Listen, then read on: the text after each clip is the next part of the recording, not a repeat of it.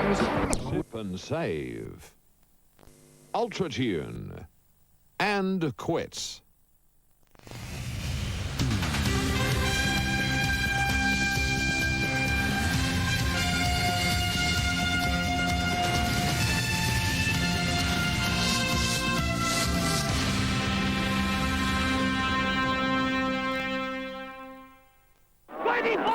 To make a name for yourself like you never made before.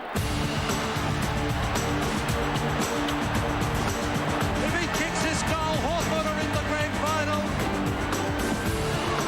Oh, just a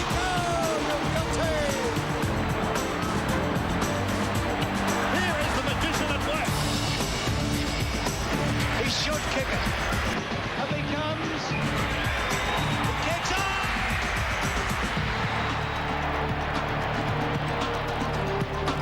You've got to show me all the guts and all the determination you've got in your body. You've got to inspire me.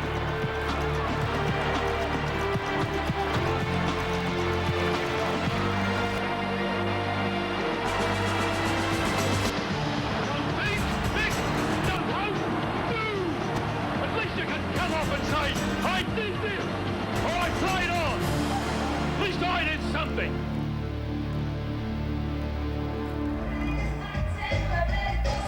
After 9 years, AFL football has returned to Tasmania, and they've certainly turned the weather on here in Launceston for this round 6 match between Hawthorn and Adelaide. Welcome to York Park and welcome, Jaron. It's a big day for Tasmanian footy, isn't it? Certainly is, Addo, and great to be here. It's a magnificent ground, and already we've seen paraded some of the legends of Tasmanian footy. Peter Hudson, Verdon Howe is here, Darryl Baldock.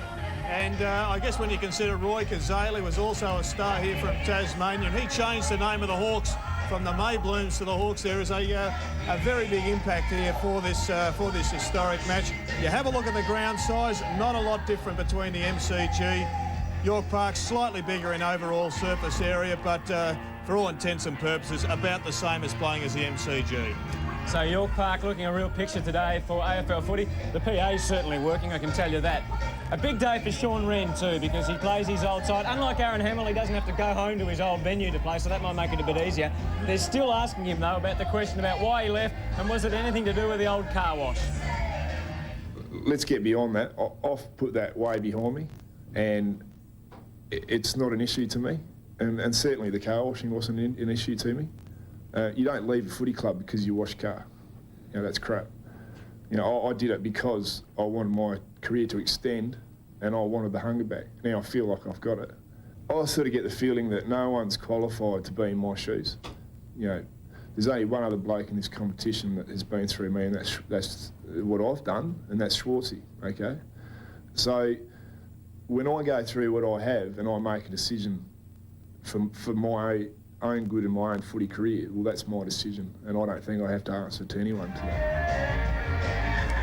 He's still pretty fired up about it, Sean Wren. How would he feel today, do you think? I'd be feeling a bit nervous, but he's such an intense character. I think he'll be focused only on the job at hand. I think there's a few differences between the way he left the Crows and Aaron Hamill, but he's played in 2 premierships with the Crows, and he's looking for a first premiership with the Hawks, and the way he was playing last week, there's every chance he'll help them get there. So will this young lad, Lance Piccioni. He played 4 games also for Adelaide, but over the last season and a half, he's rebuilt his career. That was at the crossroads when he left the Crows, and he's now a good in and under player that's bolstered their midfield. To the Hawthorn squad then, and one change in their lineup. Lekes is out and replaced by Richard Vandenberg. But it is a very balanced lineup, and so you'd expect from a side that is 5 wins and no losses, looking for an historic 6th win at the start of the season. Nick Holland, a big inclusion, just adds to their flexibility with the amount of tall talent they've got in this side. Well, to the Crows then, and obviously the last 2 weeks have been a lot better, and one man who's been made a big impact is Simon Goodwin.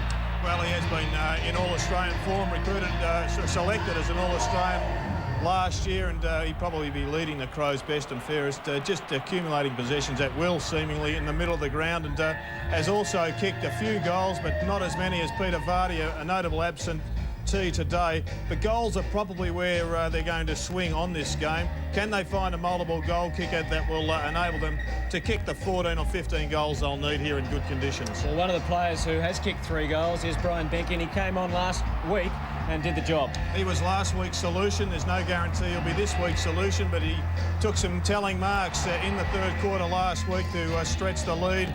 As we have a look at the lineup, and well, the Crows also are bolstered by the return to former Matthew Clark around the middle of the ground last week. He was a star, and his clash against Sean Wren will certainly be a pretty important one. And Brett Burton, great to see the Birdman back in the side, and we know what a star he was a couple of seasons ago. He's got a knee brace. Let's hope he fires up for the Crows. Who are you tipping in a word? Well, you've got to go with Hawthorn, but wouldn't be surprised to see Adelaide continue their winning ways. We'll take a break and be back for the bounce of the ball here from York Park in Launceston.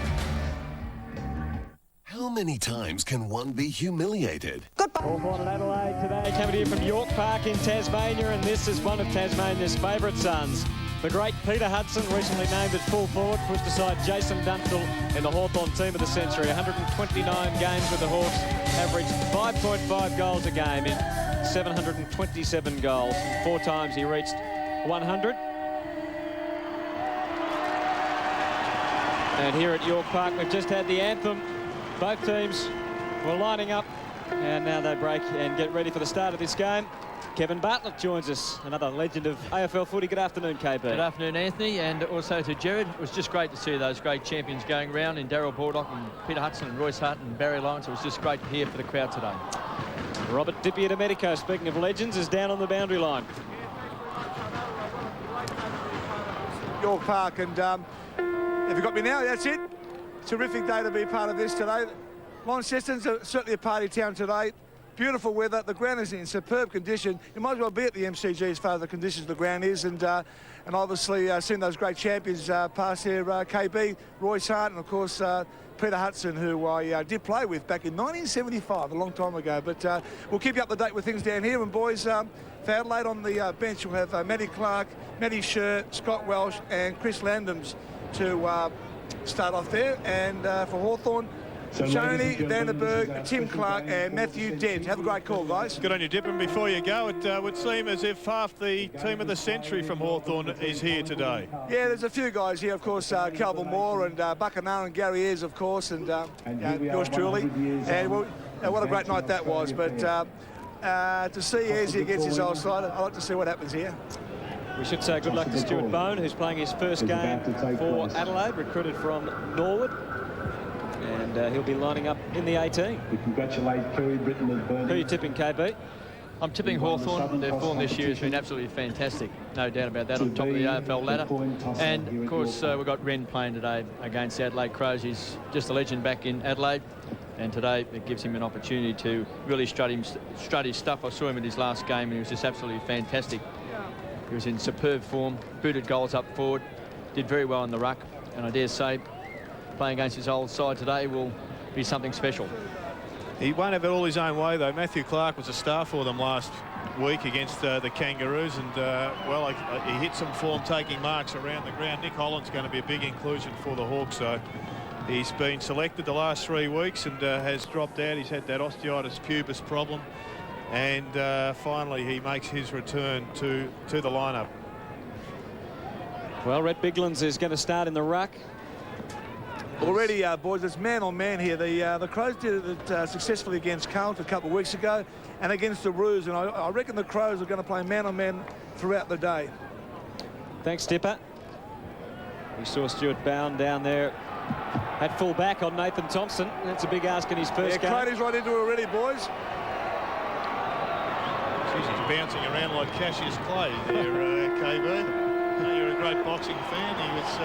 He's obviously not a southpaw. Start of the game from York Park in Tasmania, and a big lead from Biglands. He missed the ball. Wren didn't. So the Hawks go forward. Holland had the chance, but Jarman again off half-back. We've seen in the last few weeks. Player down behind play. Yeah, done his shoulder there, boys. Nick Holland's done his shoulder. So the Crows getting moving. Krause kicked the centre half forward. Has been comfortably chopped off. And Nick Holland is coming straight from the ground, so a savage blow there to the Hawks.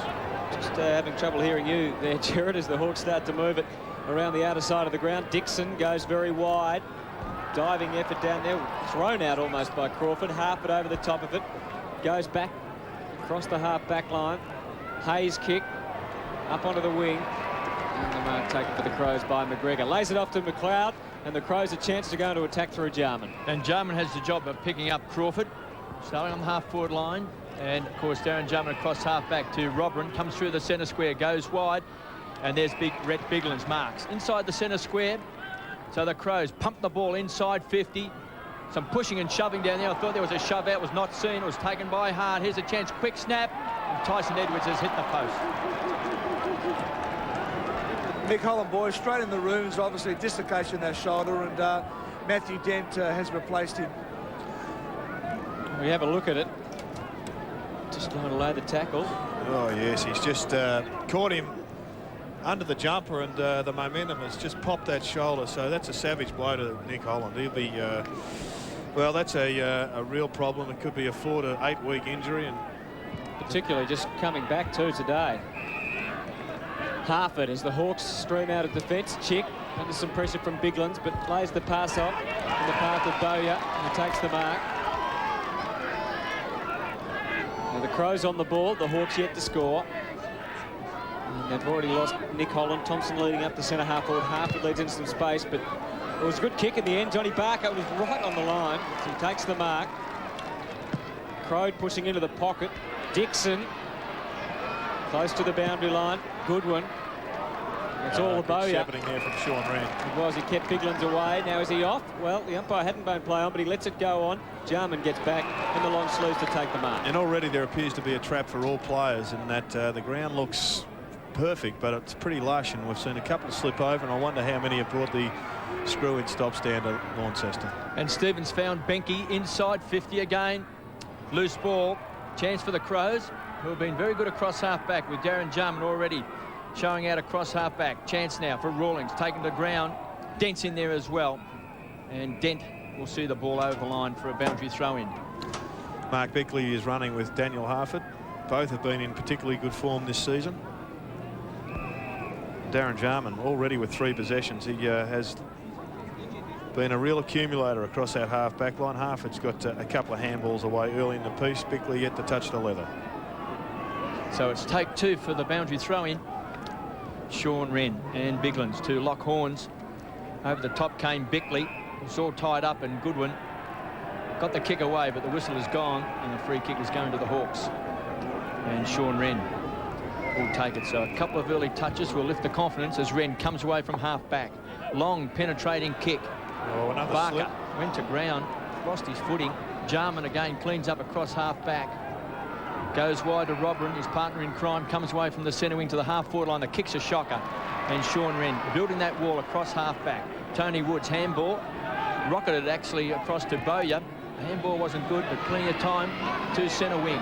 Chance now for Dixon. Some fancy footwork around the corner to the half-forward line, and McLeod will chop it off. So once again, teams struggling to get past their respective half-back lines of the opposition. Burton back in the team today for the Crows. Up to half-forward. It was a good kick for the run of Hewitt. He has a bit of support at ground level. Didn't use Edwards. Went back instead. This is Robran now. Just measures the little pass off. Well, it wasn't quite where he wanted it to go.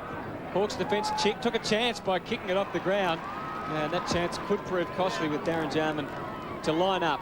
Maybe not for goal, but certainly to give them a chance. Now, Robran certainly within distance. Could have run on then, but probably does the right thing. Still no one on the mark. A fine start so far by Adelaide, but Kevin, we've seen half a dozen players slip over, and we'll get Dipper to check out whether they are wearing the long stops or not, but it's going to mar this ground, which is a game, I should say, which is surprising, because in the hotel this morning they were suggesting that they were watering the ground even this morning. Yes, but the suggestion was, I think Gary Ayres even said, they walked the ground. It was a little bit hard, so obviously a little bit slippery underfoot for the players today.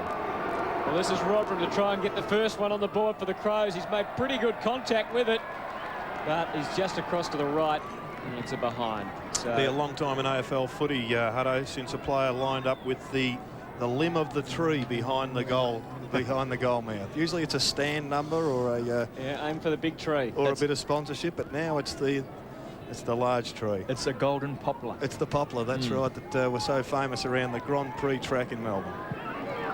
Chance for Sean Wren, who's beaten this time by Biglands. So the Crows are going into attack. Danger here for the Hawks. Standing his ground in front was Hewitt. He's got size on the forward line. So the Crows have looked fairly sharp. Chance now for the Hawks. Wild handball. cross half back. Good strong play by Dent. Still inside the centre square. Clean bowl was Crawford. Goes the ground. He's got Jarman as his opponent. Dixon does well. Cleans up. Feeds the ball off to Tony Woods through the centre square. Penetrating kick inside 50. Out comes Hard. That time it was Crowd, but the whistle is gone. And the free kick again will go to the Crows. Stenglein. They're just struggling at the moment, the Hawks, to run the ball through that midfield area and kick the ball in behind the first line of defence. That's 6 possessions. The Jarman finds Burton. The Birdman comes away. Centre wing. Again to the half-forward line. Wren popped in front of Biglands. Chance for Chick. Good hands. So it's a big transfer of play. And the loose player has been set up to Bowyer. Very impressive young player for the Hawks. Hits the ball hard out in front, looking for Bark, who's got it on the stretch. The hard run comes from Tallis. Game 99 for Raiden Tallis, and a beautiful kick. Finds Crow. Once again there, Gerard, Johnny Barker just went to get the hand pass and slipped. He certainly got Moulders on. In fact, he nearly slipped taking the mark.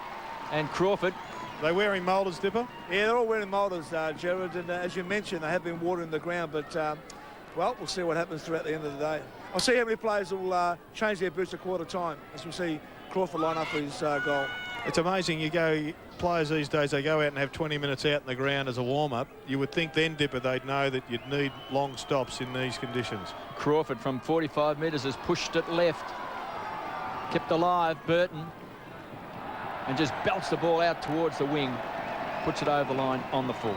Even Crawford slipped a bit then as he kicked it, or it didn't seem to have the sure footing. Yeah, he slipped half a dozen times already, just in and around packs. Not slipping over, but just, as you say, Hutto, going to a ball tentatively.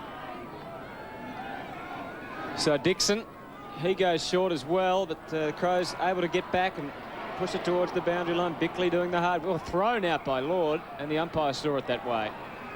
So players really having trouble coming to terms with the conditions here. It is deceptive. It looks like it should be magnificent, but just a bit slippery. Stevens takes it, goes onto the wing.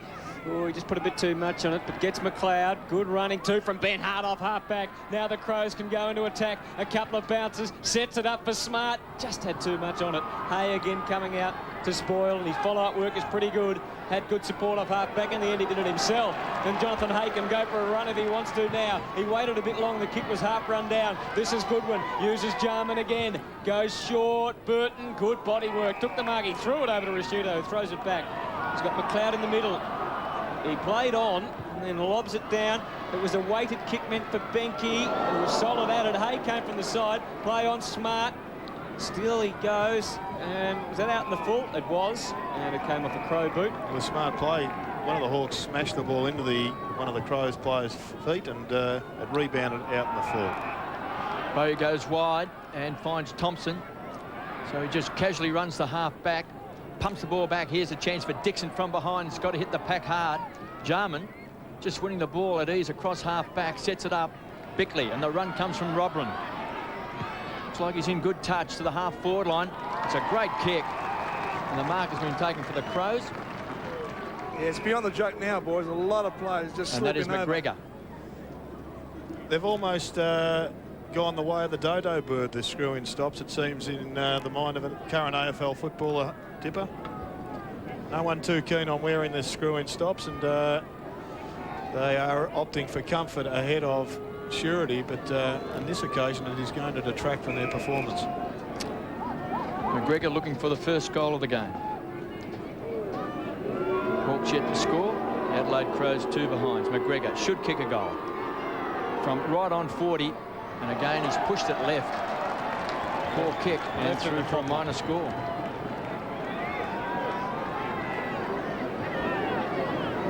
Well, it's another area where you just, if you're lacking confidence in your footing when you go for goal, you're going to have a different approach, and we may see a lot of missed shots where you'd expect them to be certain things. Rolling short, finds Tony Woods back in the side today. Kicks the ball up. He was looking this time for Tallis. He's got 2 to beat. It was a bad option. Taken away by Benke, goes short and finds Burton. Too far out to score. Now, that's unbelievable. He's been dispossessed, so the umpire's called play on, taken away by Dent to centre half forward, chipping in Ben Hart. Ben Hart and Dixon, it should be a good matchup. McLeod is the runner out wide. Hasn't got much in support in ball, but he'll look for Smart on the lead. It's a good kick. He's just too far to score. Back to McLeod, to 50. Had to really stretch as he kicked. It's a good one into the square. It has cleared the pack, and Adelaide get the first goal. Tonight, 8:30 on 7. A premiere movie event. The time for rules has ended. The startling true story of survival and the power of the human spirit. You spoke. What did you say? Warm, isn't it, for this time of year? A superb cast, led by Kate Blanchett, Oscar winners Glenn Close and Frances McDormand. Paradise Road, tonight on 7. And Jared, just like Darren Jarman, Andrew McLeod, so balanced when he runs. Yes, he certainly is a very gifted player, Dipper. And, well, I just wonder in the grand final 100-metre sprint of the century whether he'd get across the line in first place. And Bickley just pumps the ball forward. The Crows are looking very, very sharp. Here's, speak of the devil, McLeod again, right on 50, unloads. Another big bomb to the square. Too much carry, and through for a behind. Just looking for a bit of spark from Hawthorn. They seem very, Not very there, flat. No, very flat. Obviously, the crowd's not into the game as yet, but just at the moment, the Hawks are certainly flat.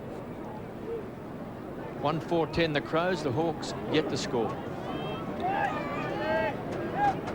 Blood rule. McGregor coming off. So McGregor's going off for the Crows. As Rawlings has the ball for the Hawks. Rawlings, of course, at Tasmania. Comes from Devonport and has turned into one of the best defenders in the competition. And of course, can play at both ends of the ground as Welsh comes on for the Crows. And you can see this huddle at centre-half back where the Hawks are just looking for that one player to get loose. And there he is, McKay, playing game number 100 today. They just pushed a couple of outriders out, one per side, but it wasn't enough to prevent what's now an easy takeaway. Joel Smith from half-back.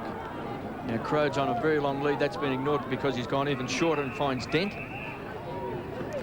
Pops it in the air. That's a dangerous kick, and Burton closes quickly and fists it back over the line. And don't forget the website, i7sport.com.au. Tim Watson does his trivia blast every week, so you can log on and have a go at the tricky questions from Tim. Ball thrown in on the outer side of the ground. And the Hawks getting it clear. Woods to centre-half forward. Dixon worked underneath it. Hart fell on top of him. Jarman. Good kick, Burton. And again, space for working on the outer side for the Crows runners. And some space at centre-half forward. Good battle down there. No mark for Welsh. Hay, who stood up so far. Hits kick. Oh, again, Tallis goes down. They're falling over all over the place. Crow, he goes to ground. Rashuto. Woods stood up. Tallis. Crow was the leader one side. He didn't go to him immediately, so now the option's covered. He might have to go to him in the end. Conceding ground. Bowyer. The Hawks just don't have the run that they've normally had. They really swing the ball from one end of the ground quickly, normally and fluently. Not today so far. Graham's kick out wide for Lord. Right there with him, Stenglund. And he gets the clearing kick. Plenty of Hawks across the middle, but it might bounce for Welsh. They're peeling off to the side. Edwards waited for his option, then went to full forward. Rawlings, good support from Bowyer around the body, and he's got Tallis, who's clear, but again further up the ground the Crows have covered the option, so they've done a good job so far. Rodman in front, wasn't the highest percentage of things to do. And the news coming from the Hawk medical room is that the dislocated shoulder has been popped back in for Nick Holland, so he's now being treated just with ice, but he is in trouble for a number of weeks, to say the least. Well done, Ben Hart. About to Rodman again. And the Crows looking to find it through the middle. This is Jarman. Benke ran past. Went for the kicking option instead, where it's 2-on-1. Bowyer's got a couple to beat. He couldn't. Welsh. Burton peels off into the pocket. It's 2-on-2 further up the ground, so he goes with the short option. Edwards can probably score from there if he really gets hold of it. It's a big one, but just across the face. And another behind. So Adelaide doing all the attacking and looking at a much more impressive team, much more fluent, Jared. 1-5-11 to Hawthorn yet to score. Hawks started in a similar fashion last week, Hutto, against the Bulldogs, so I guess we shouldn't draw too many conclusions early, but you're right, the body language early in the piece suggests that Adelaide could well be 3 or 4 goals in front. Well, the Hawks look flat, no doubt about that. 1-5-11 the Crows. The Hawks yet to score. Rawlings this time goes for a longer option. And the whistle is gone. The free kick is going to the Hawks, to McCabe at half-back. Rodman's got the big job playing on Johnny Barker, and Jarman is playing on Crawford. McCabe. Milestone game today. It's game number 1-on-1 across 100. the ground here, boys. That's why the Hawks have been held up today. Prosciutto closes quickly, and Harford stands his ground. Oh, he played on then. He's very, very good. He's on the wrong side of umpire Chris Mitchell. He was too. Harford from centre wing. Finds Smith, who's come all the way down from the half-back flank. Barker's in the pocket. The lead is on from Crawford. That's been ignored. He's got Sean Wren. That's going to be the target. Wren now. Tacks the ball hard. The crummer. Crawford. Squeezed up on the boundary line. Puts it through for a behind. So the Hawks first score. 1-5-11 the Crows. The Hawks one behind. And we see Red Biglands is off and Matthew Clark is on for the Crows. Darren Jarman, 10 possessions and 4 marks already, plus doing the kicking in duties. And finds Bound playing in his first game. He's picked up Aaron Lord and also Trent Crowe playing on the forward line as we see Wren pushes the ball to the front of the pack. Good strong play, take away that time by Chick, who pumps the ball back towards centre forward and finds Thompson. Front edge of the centre square, goes wide. The race is on. Crowe is very quick. He's got a loose player in the pocket. The Hawks set it up, and Dixon has got it. He's on his preferred side. As we see Raiden Tellis coming off, and Clark on for the Hawks. Dixon's booted 6 goals for the season. They just need to spark the Hawks.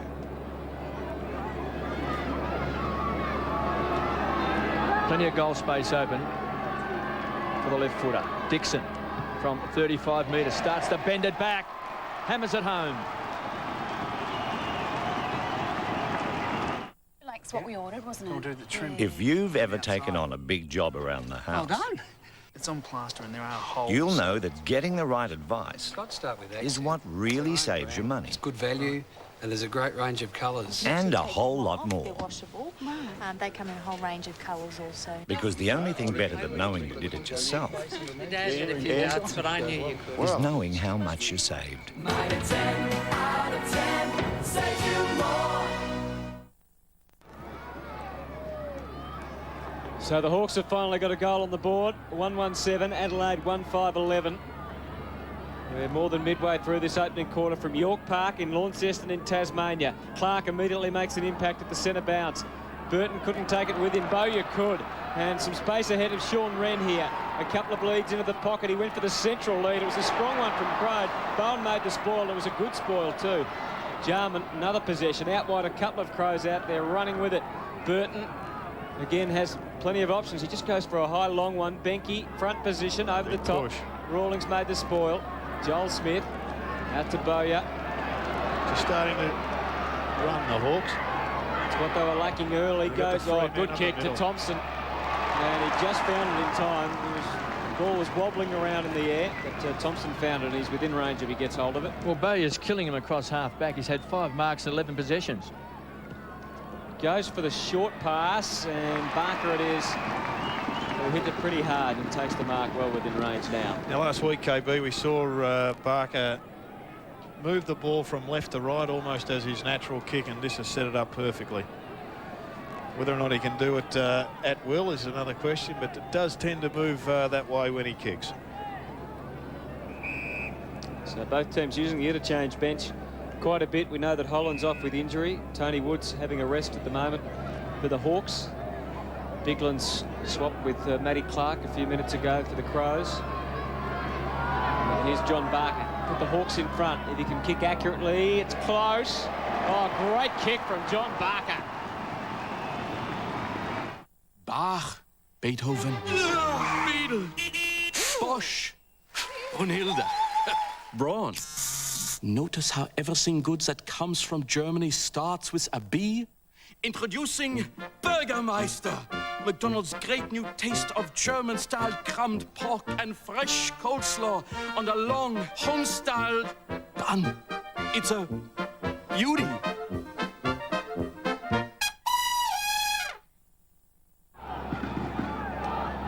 Two 1-13 the Hawks, the Crows 1-5-11. So the Hawks, after a sluggish start, have hit back. Just under 4.5 minutes left in this first term at York Park. The Hawks, of course, some experience on this oval. Defeated the Tigers in an Ansett Cup game earlier this year. Hart just belts the ball inside 50, and Bowyer, who's been just a star for the Hawks across half back, has got the free kick. 12 possessions to Bowyer. So at one end of the ground you've got Bowyer dominating, and at the other you've got Jarman with 11 possessions. Short to Dent. They set up the loose man, finds Dixon across half back, the young man from Assumption College. Just comes away from half back and drills it. Great kick, finds Crawford. It's marked in front of Jarman, and the lead is on. Thompson's going to be the target. Graham down from half back. Plenty of run from the Hawks. We saw that against the Bulldogs. They just ran the ball into the forward line. Chance, and backing back is Bound. Just playing his first game. The young man from Norwood finds Burton. He's had 6 marks in this opening term to Goodwin. To the edge of the centre square. A magnificent kick, and finds Laddams. Young man really making his mark after being with the Essendon reserves last year. To centre half forward, loose ball. Cleaned up that time by Rawlings. Finds Joel Smith, who comes away from centre half back, and finds Sean Wren. Just pumps the ball back towards Dixon. Hart led him to race the ball. Again, we see a player go to the ground. Just slipping bit was Dixon. Here's a chance. Clark, a runner. Loose player in the pocket, sets it up. Crowd to Clark. They share the ball around. Barker should kick a goal. Bangs it through.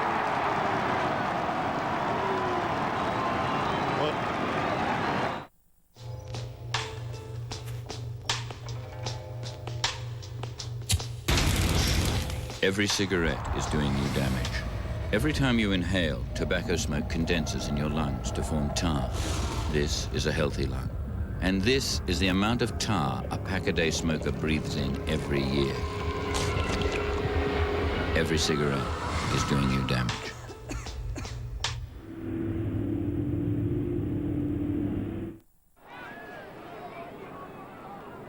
John Barker's second goal, and the Hawks really sharing the ball around here, and look a different side to what they looked about 5 minutes ago or so. And Scher's on for the Crows, straight onto the wing, and also Glenn Bowyer is off the ground for the Hawks, just having a bit of a rest. Well, poisoning. He's had plenty of it. 13 possessions and 5 marks, all of them would be uncontested. Out of the middle, McLeod, terrific hands to Rashudo. So the Crows still getting it out of the middle, but this is where they're having a bit of trouble in the last few minutes. That was a little scoop out from Chick. Still there a chance. Laddams, Edwards, Benke, off the right boot. It's got plenty on it to the square. Spoil on Welsh, on Hewitt down there. Hay, good tackle from Hewitt, and the ball over the line and out of bounds. It was good hands by McLeod, but it was also a brilliant tap, a deft tap by Matthew Clark, who I think sometimes doesn't get credit for the work he does in the middle of the ground for the Crows. So 19 Hawthorn, 11 Adelaide. Crows kicked the first one. The Hawks have kicked the next 3. Clark again, terrific tap down to Rashudo. As if on cue, that tap from Clark, but ball off hands and through for a behind. So 3-1-19 to 1-6-12, and they're kicking at goal. Just a little costly for Adelaide at the moment. Well, I reckon Mark Rashudo turned around the Adelaide Crows season when they played against the Blues, because he was so physical that day. He really did set the standards for the Adelaide Crows. 1-2 from 5 this year. And there's a free kick. Pretty early. And the Birdman just testing his flying skills.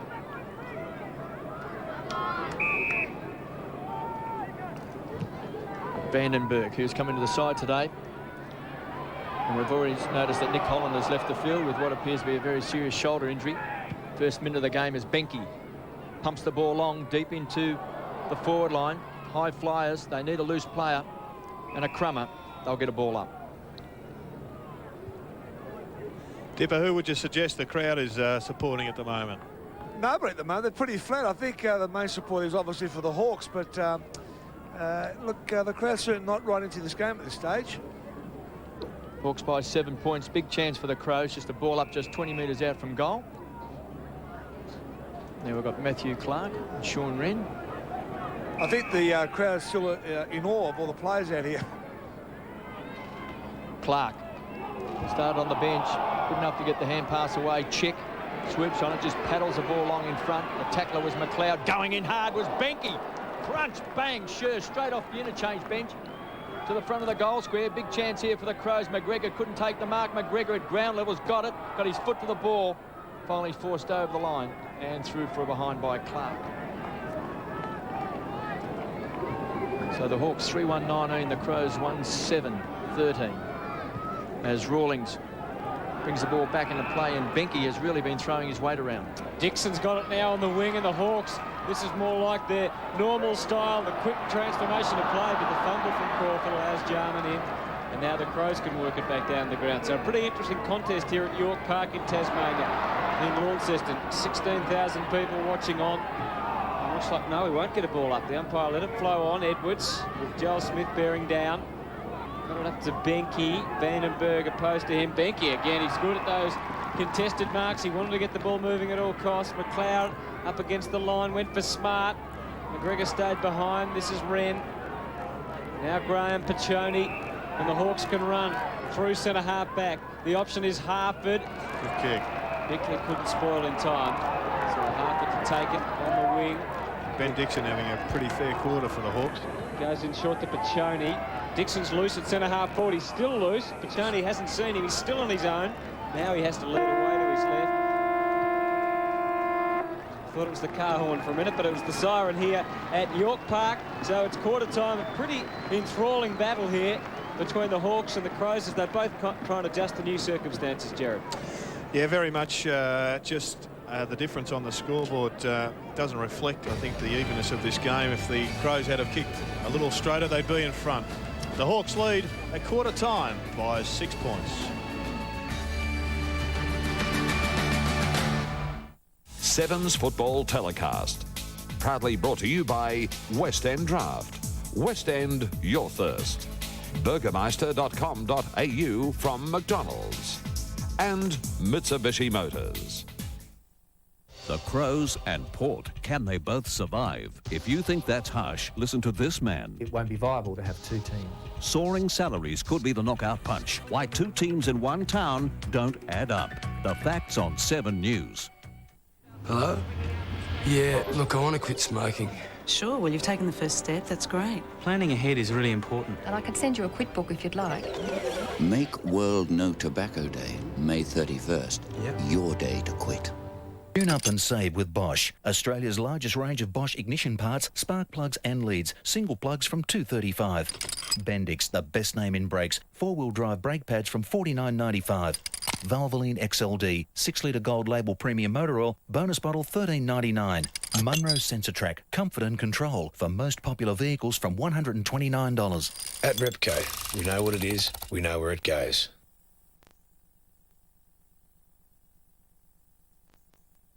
Am I with Ansett? Absolutely. Everyone you see, everyone you know is gonna shine. Absolutely. Shine. Absolutely. Everyone you see, everyone you know is gonna shine.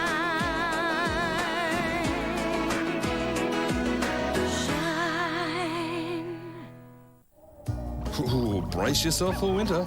You'll find everything you need at the lowest prices in the Bunnings Warehouse Get Ready for Winter catalogue. Snail and slug pellets are low $1.75. 15-piece screwdriver set $9.99. 6-litre interior acrylic only $39.90. Motion sensor light $14.80, and this oat squeeze mop $7.98. If you happen to find a cheaper price on a stocked item, we'll beat it by 10%. Bunnings Warehouse. Lowest prices are just the beginning. The Lounge Sale. Be advised, don't buy any lounge suite until you see South Australia's largest lounge specialist, or you'll definitely pay too much. Up to 50% off and interest-free terms. But hurry, you better be quick. Discount Lounge Centre, Ranella, Parafield and Keswick. Wax on, wax off. Nice doggy. Ruff, ruff. Ding, ding, ding, ding. Hat up a tree. Ding, ding. He's out there with tasty Subway selects on 3 new gourmet breads that are giving Subway sandwiches a delicious new taste, like fresh baked parmesan oregano and hearty Italian with cornmeal. Sure, he's just a shadow, but he's a shadow on a mission. Subway, eat fresh. Broken clear, a long 60-metre bomb. Big pack forms in the goal square. Oh, what a grab! What an absolute screamer! Oh, that's got to be grab of the year. Golden draft, thanks. Why not join me on Monday? We have lots of great shopping ideas to help you find that something special for Mum. Plus great entertainment from Lee Haywood and Cabaret West. That's AM Adelaide, Monday at 11 on 7. Number 1 in Adelaide. You won't see it coming.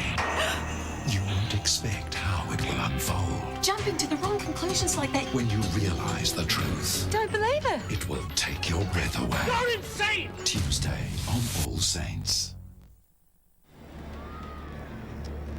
Great place to be on a Sunday afternoon in Tasmania. Hawthorn 3-1-19, Adelaide 1-7-13. The AFL, in association with its premier partner, Carlton and United, proudly presents the 2001 Premiership season. Well, as Gary Ayres talks to the Crows, there's 2 other matches being played today, and some stations are taking replays, so if you don't want to know the score, you can look away now as we check the scores in Collingwood Carlton.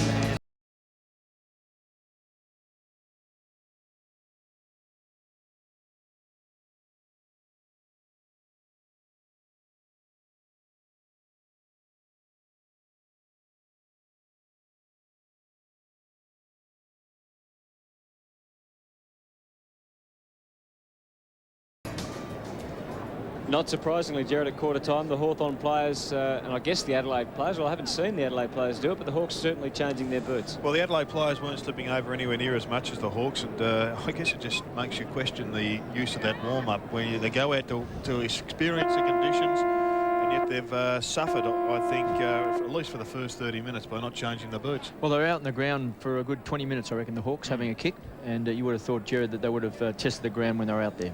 Well, I think Dipper's ready for us down there with Mark Micken. Yeah, thanks very much, Anthony. Well, look at that scoreboard, mate. Doesn't make sense. I think you had control of that first quarter. Yeah, we feel that we did. You know, we went inside probably twice as many times as Hawthorn and just weren't able to convert on the scoreboard, which was disappointing. But at least it means we're getting our share of the footy, and you know, that's going to stand us in good stead. I hope if we can keep that up. I noticed at quarter time the Hawthorn players changed their boots. Your players didn't. Were they wearing models or screw-ins? There's a mixture there. They sort of wear what they think is best for their situation, and a few of them are wearing screw-ins and a few of them wearing moldeds. And what was the last word from Gary Ayres there?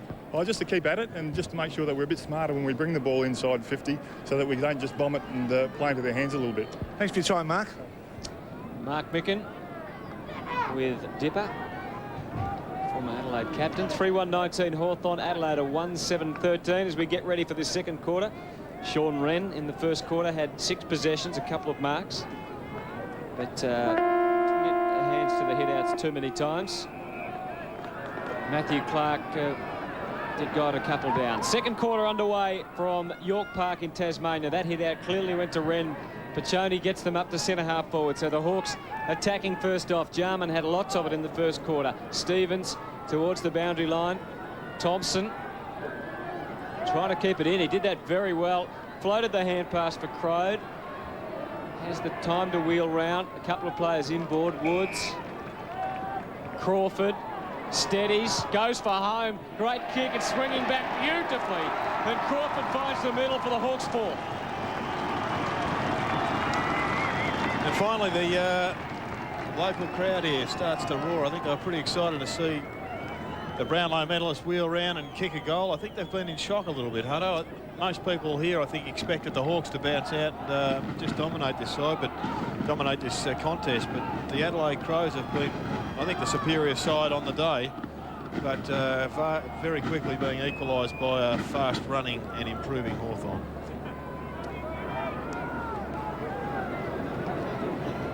The Hawks 4-1-25, the Crows 1-7-13. They lead by 12 points and just starting now to flex their muscle, because the Crows well on top early in that first quarter but just didn't put it on the scoreboard. Chance for Dent. It's been handy across half back. Surprise pick up by the Hawks this year. Goes short and finds Tony Woods. He's got that wonderful ability to limit players. Kicks the ball back towards the half-forward line on the stretch. That time was Dixon on the burst. Goal kicker runs to 50, closes to 45 and bangs it through.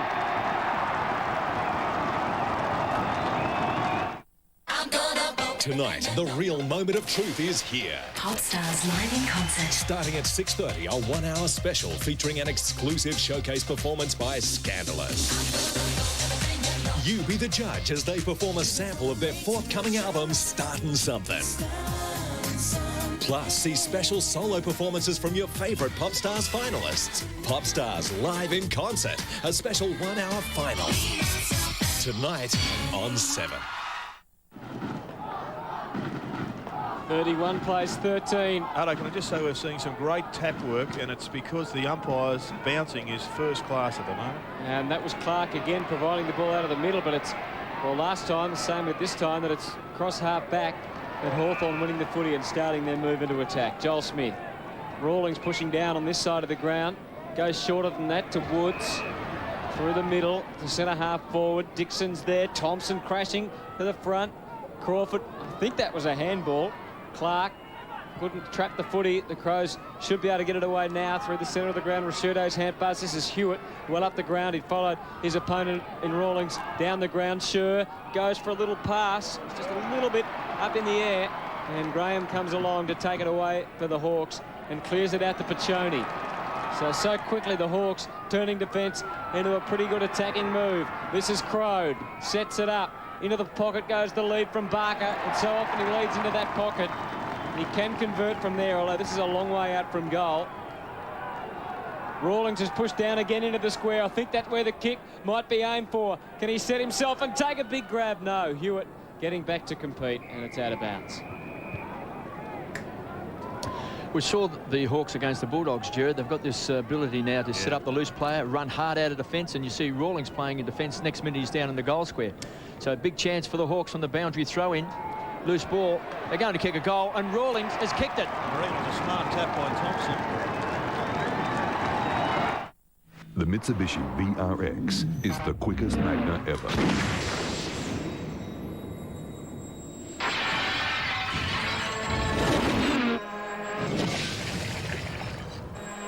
With a 163 kilowatt, 3.5 litre V6 and sports mode transmission, the Mitsubishi Magna VRX goes like a shot. It is Mitsubishi. So Jade Rawlings playing in the back pocket has just kicked a goal. So the Hawks 6-1-37, the Crows 1-7-13. And we are looking at the best team in the competition, the Hawks undefeated. After the first 5 rounds, that's their best start to a season. If they win 6, that's never happened in the history of the club. Another big mark, and it's taken by Rawlings. So strutting his stuff at both ends of the ground. The Hawks go wide. Bowyer, a star in that first quarter, absolutely dominating. 14 possessions to Bowyer. Here's Dent, his partner in crime, across half-back. Now runs to the centre wing, pops the ball up towards centre half forward. Bound got his hands on the ball. Jarman goes to the ground, tries to keep it alive. McLeod on the burst, comes away, wants to set it up to Goodwin. Best and fairest from last year. The All-Australian goes wide and finds Hewitt, former Kangaroo. Just adding a bit of height to the Crows' forward line. Pumps the ball inside 50. It's a big pack of players. Loose ball, Rawlings absolutely starring in defence. Finds Piccioni, started on the bench. Just such a hard worker to Crawford. Comes away from half-back and just bounced the ball. Great kick. And finds Johnny Barker playing in front of Robrin. 65 metres out, too far to score, sets it up. Crode, here's over the top, Red! Couldn't take it. Stevens, intercepted by Dixon, has done well, he's booted 2 goals. Chance for Hart, dancing feet. Goes short and finds Tyson Edwards and kicks the ball wide. He's got the loose player set up. Stevens. He has. Stevens waits and goes into Edwards. So the Crows, the Hawks just generally let teams get to about here, and then they push all the numbers back. They take a mark across half-back, and they just run. And Rawlings has had a huge impact in this quarter particularly. McCabe playing his 100th. Gallops along through the wing. Joel Smith, better watch out. Little sidestep. Pretty comfortable for him. Off the left. Dixon with space. McLeod made the spoil chip. He's got the loose man over the top. Doesn't need him. Goes on his own and puts through their 4th in the quarter.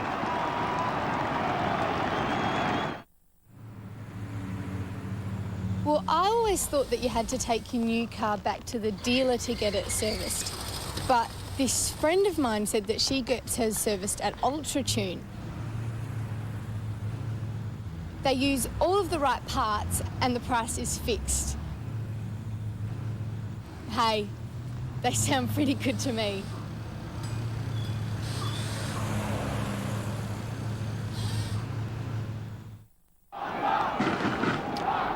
Hawks by 30 points. A very impressive side so far today. So 2 goals to Johnny Barker, 2 to Ben Dixon, and singles to Crawford, Chick and Rawlings. Just looking for us there, sorry Dipper, just telling Lance Piccioni to get out of my way, I'm going to back. Well, the umpires do that. They look around and they inform the players that they will be coming out. The double change for the Crows in a moment. Thanks, Dip. Looks like Burton and Crowd to come onto the field. The Hawks again into attack. Smith, make that Clark, kicks the ball right across the centre half forward, and it's a great kick. And he finds Trent Crowd in front of bounds. This is where the Hawks are so dangerous. Almost everybody on the forward line is a goal kicker and a good mark. Then Ben Dixon, he's basically a ground player, but he can still take a good mark. And all of a sudden, it's 1-7 to 7-1. What a transformation. And for a side that was looking particularly flat, they've just put the clutch in and moved it into top gear, the Hawks. Yeah, 3 changes off the bench now for the Crows. Crowd from outside of 50. Thumping kick, big kick. Off target. Distance was there, not the accuracy. And through for a minor score. One player certainly can't get into the game at the moment for the Crows is Rashudo. He spent most of the time up the forward line here. Maybe should be on the ball shortly. And Smart. We haven't seen much of Nigel Smart so far. That's his first kick of the game. So the Crows to the half-forward line. This is where they're falling down because the Hawks are just great across half-back. Joel Smith, throw in Rawlings. Also Bowyer. They're just playing with the Crows as Smith ambles the ball back inside 50. Chance for Harford. Loose ball again. Dixon has pounced on it. Going to ground was Clark. Does well. Crawford swings it back and kicks a goal. What a clever kick from Clark there. 2 goals to Shane Crawford in this quarter. Hello, Sip and Save. Can you just see if there's a blue Barina out the front, please? Thanks. No? Okay. That's Sip and Save. There wouldn't be a blue Barina out the front, would there?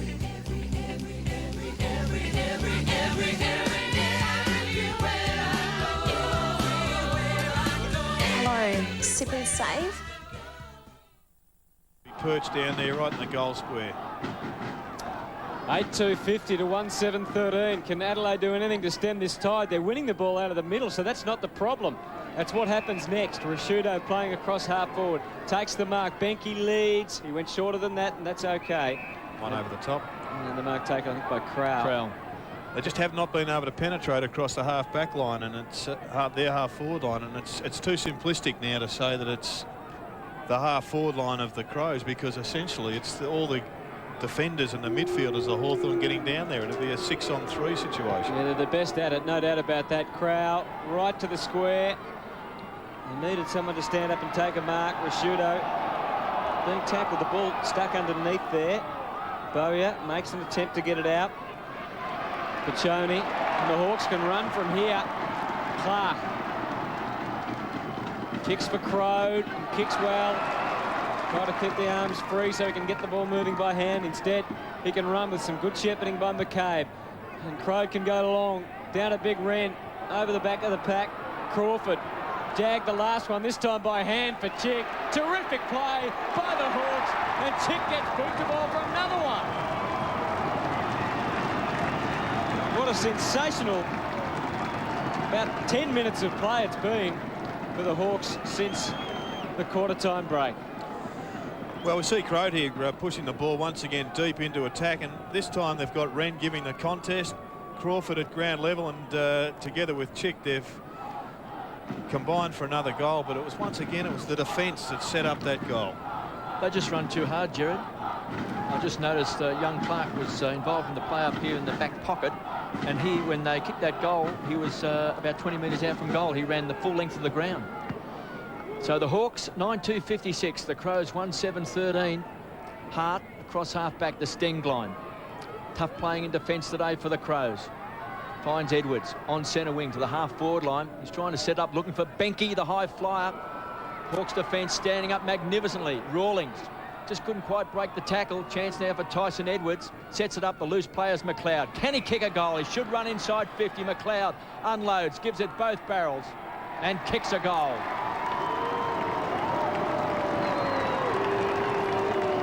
That was a great conversion there by Andrew McLeod, who has now kicked 2 goals, and he's also had 11 possessions, so he's getting his fair share of the footy. He's the only goal kicker for the Adelaide Crows. As Ben Dixon comes from the ground, and he's going to be replaced by Aaron Lord. Hewitt off for the Crows, and he'll be replaced by Chris Laddams.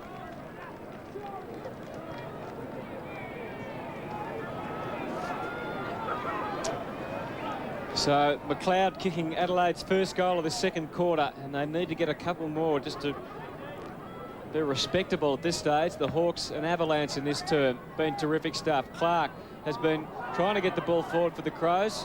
Good tackling by Burton. Smith. Jarman takes the mark. That's his 5th mark. He's had 15 possessions. Rashudo. Burton leading into half forward, but he's going to go longer than that. Centre half forward, it's a dangerous area where the Hawks has run they can get from here. Hay waited and then really pumped it. He tried to get it as long as Crawford, who had to run a long way. Good mark. And the mark or the free kick. Really, I think when you're coming to play the Hawks, you've just got to set the game plan that you're going to bypass centre half forward. You either short chip, kick it in and then kick it over the top, or you run the ball through and try and get it deep into the goal square, which Adelaide haven't been able to do so far. But they've kicked the last one. Bickley tries to add another one. It's got distance, not accuracy. And Adelaide 2 goals 8, playing Hawthorn's 9 goals 2. So Rawlings with the footy at fullback. The Hawks kicking 6 goals in less than half a quarter of football. Lord. Smart's now running with John Barker's been there for most of this quarter. Had in front of Crode. Crode's pushed up the ground, as we've seen. He's taken a few possessions across the half-forward line in this term. Barker versus Smart. Jarman able to come through pretty comfortably. Rashudo certainly has got into the play in the last 5 minutes. Clark pushing wide against Thompson. He's got nowhere to go next up. He wanted to go inboard to Rashudo. Instead, he kicks for the space. It was a good kick too. And Benke is a left footer. We'll have to wheel around here. He's almost within range. He is a big kick of the footy. A little bit similar to Scott Lucas in the way that he plays with the big long leverage. And kicks off the right. There you go. I don't know the players well enough. Long kick. And it swings back. It's a great kick. It's a goal. Well, what a kick from Brian Benke. He did it last week, kicking 3 goals 1. And a fantastic kick there, Jared. Well, you knew him well enough to know he was a long kick, Hutto, and he did this a couple of times last week where off the boot it was best described as a mongrel, but just have a look at float. That was going midway through the points initially, and then it just it veered it left at over the last few metres of the journey, and a very handy goal to say the least for Adelaide. There's Peter Schwab on screen. 9-2, 56 to Hawks. The Crows 3-8-26, and Benke at least has shown a bit of muscle today as well, Jared. Yeah, he's knocked a few over, but they've got to get the ball into this forward line. There's a free kick. It's got to be a free kick. To Rashudo. And all of a sudden they're getting some movement forward. The Adelaide Crows forward with a bit of purpose on it. Mark Rashudo's free kick. He's booted 5 goals for the season. He just might be outside his kicking range. He'll be kicking from around about 55 metres. So he's going to Torp, is he? Rashudo. He's going to drop short in the square. Playing in front was Wren. Didn't quite get the bounce he wanted. It was clever play towards Hay. Still alive. Wren squeezed up on the boundary line. Just pumps the ball back. It's been taken by McLeod. He's booted 2. Goes short and sets it up. It's been taken by Laddams. He's a left footer. So it's on his preferred side. So in the last 5 minutes, a better effort by the Crows. 3-8-26. They trail by 30 points, 9-2, 56 to Hawks. At quarter time, the Hawks led by 6 points. It's been a fair pick-up, Laddams, former Bomber. Just couldn't quite break into that strong Essendon side. The kick mark of the kick goal of the year last week. I don't know if he can do it again here. This will be a great confidence booster for the Crows, who are just starting to find a bit of form, and that's a shocking kick. Straight over the line, out of bounds on the foot. Bend is off for the Hawks. Tallis is on for the Hawks. And he's just hiding behind the runner. Now, that was an interesting tactic. The runner was standing in front of Raiden Tallis, and he was hiding him. He was shielding behind the runner. Bowyer in the back pocket. So it's a transfer of play. Bickley's going to close quickly. Rawlings. Now they run. They're getting just... Now McCabe has set it up wide. Here's a chance. McLeod. He's going to kick a goal. He's booted two. McLeod, 30 metres and closing. Hammers home his third. On Today Tonight, Adelaide house cleaners caught on camera. Yeah, that's not on. Eating our food, nosing around, and not locking up. Shouldn't be looking in drawers or going through magazines. Charging for 3 hours, leaving halfway through. Hire a cleaner who's here to clean. What are they up to while you're away? Make sure you check their background. Plus, underage drivers. I never see him do that. Kids as young as 8 behind the wheel. Reprehensible. Risking lives, and their parents let them do it. Mother should be charged. This week on 7. So the Crows, good players, quality players, really starting to play well. Jarman's had 16 possessions. McLeod, 13 possessions and 3 goals. And we've just seen Rashudo start to come into the game in the last 5 or so minutes. He's now had 9 possessions, 7 kicks and 2 handballs. Clark has been continually winning the ball out of the middle for them. That time, Thompson won the tap, but the Crows going forward again. Bowyer, watch out, Rashudo had him lined up in the sights. Joel Smith easing off half-back. Just a bit too much on it. Good spoil from Stevens.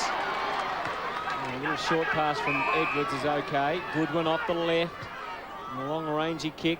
Only had 7 possessions. He's been a lot quieter than he was last week. Thank you for right at the contest. This is Laddams off the left boot. Long to the square. Big lead from Robin. Couldn't hold it, but he does well at ground level. That's Welsh now. Swing around to the left boot, and he puts it through. So the Crows have really come with a rush. Surprisingly so, considering the Hawk domination for the first 10 or 12 minutes of this quarter. And Adelaide suddenly are right back in it. And Matthew Robram off the ground. He's been replaced by Hewitt. And all of a sudden, you only have to take your foot off the pedal for just a couple of minutes, don't you? And the momentum can swing dramatically. And that's what's happened here at York Park. And Adelaide have got themselves back in the game. And 3 guys you've got to keep the ball away from as far as the Hawks are concerned is Jarman, Goodwin, and of course McLeod, and throwing Rashudo, as Anthony says, just starting to get a few kicks around the ground now. The Crows have hit back. They trail now by just 18 points, 56 plays, 38, and Clark again thumps the ball out to the centre square, taken by Wren, pack tackled by Crowell and also Tyson Edwards. Tony Woods is doing a pretty fair job on Simon Goodwin at the moment. Goodwin is at 7 possessions. He'd be averaging that in a quarter. We're almost closing out the half, and he's well under. So Wren was manhandled, must take the free kick. 9-2-56 the Hawks. The Crows 5-8-38 as Wren pumps the ball back towards centre forward, taken by Thompson to Tony Woods. Front edge of the centre square. He was looking for Dixon. He was offloaded. Chance for Crawford, who hits the post.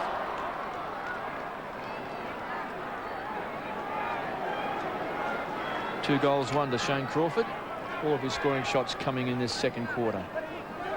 Crowell off, so they're ringing the changes. The Crows, Shearer is on. Ben Hart to bring the ball back into play.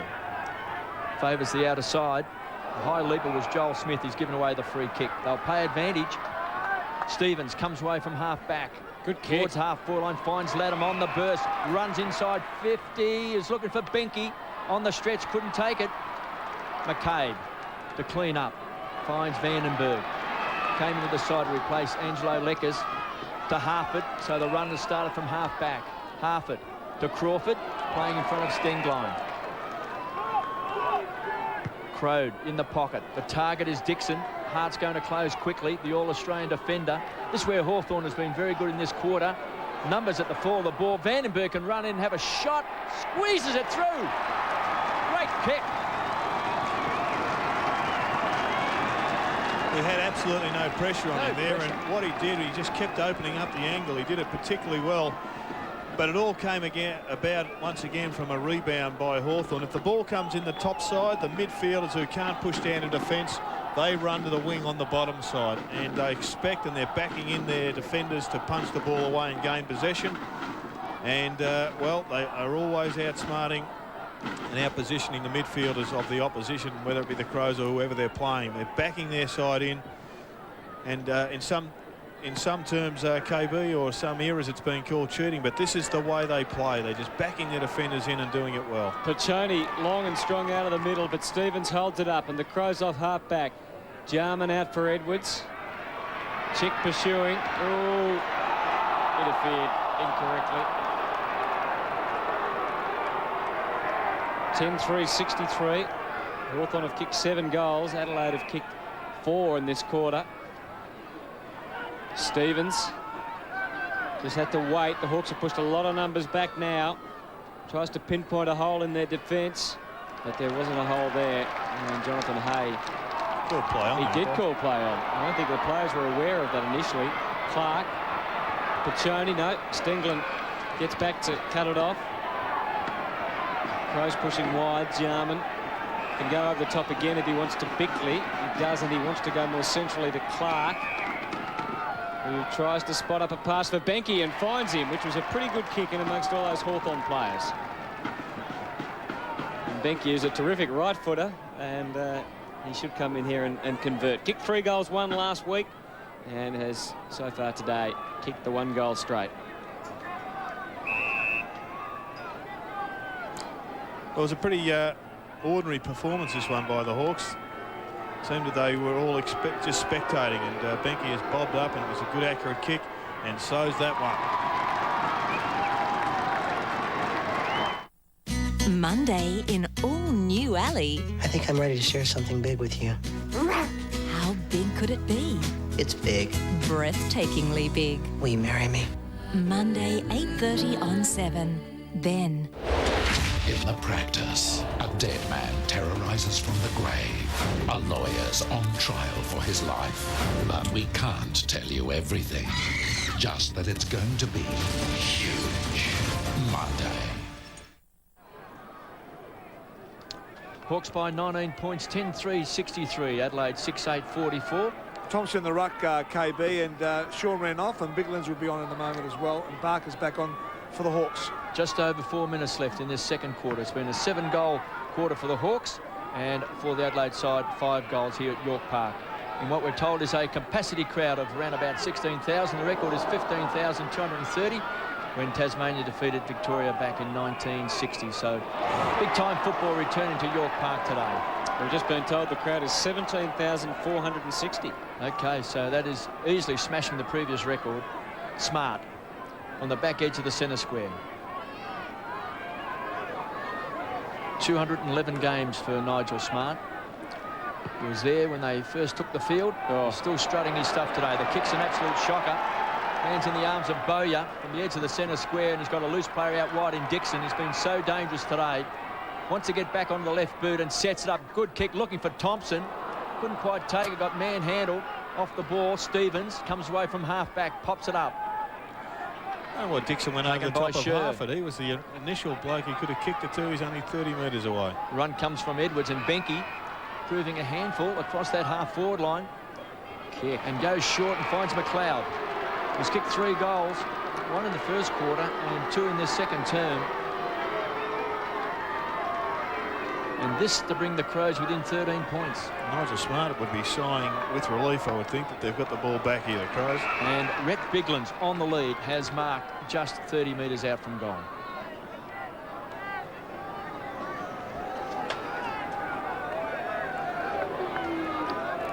So a big chance for the Crows. They were blown away at the start of this second quarter.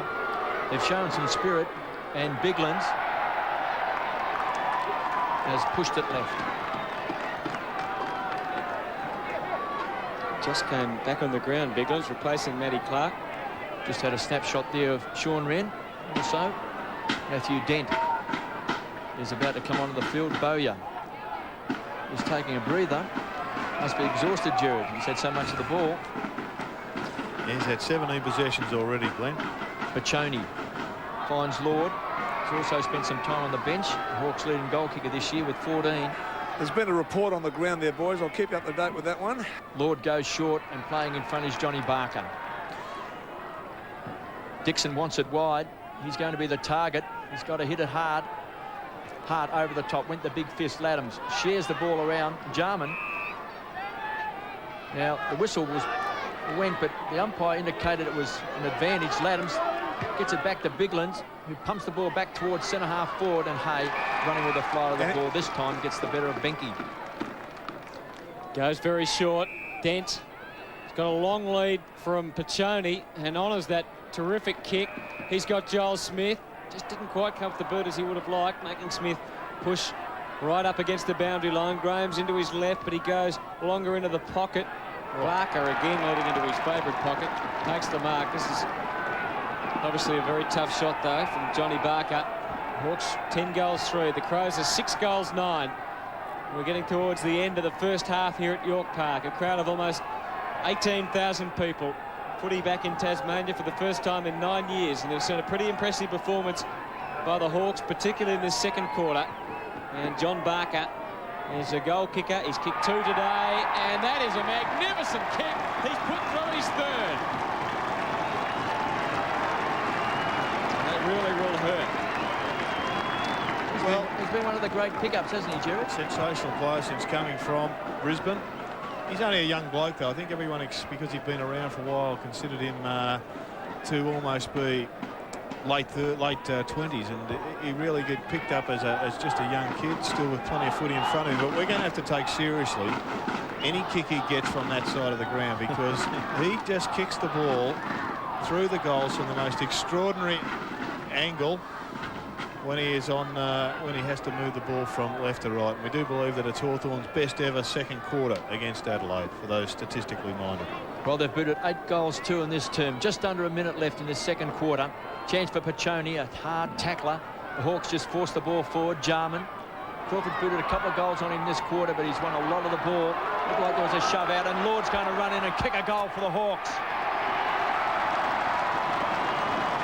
He's first.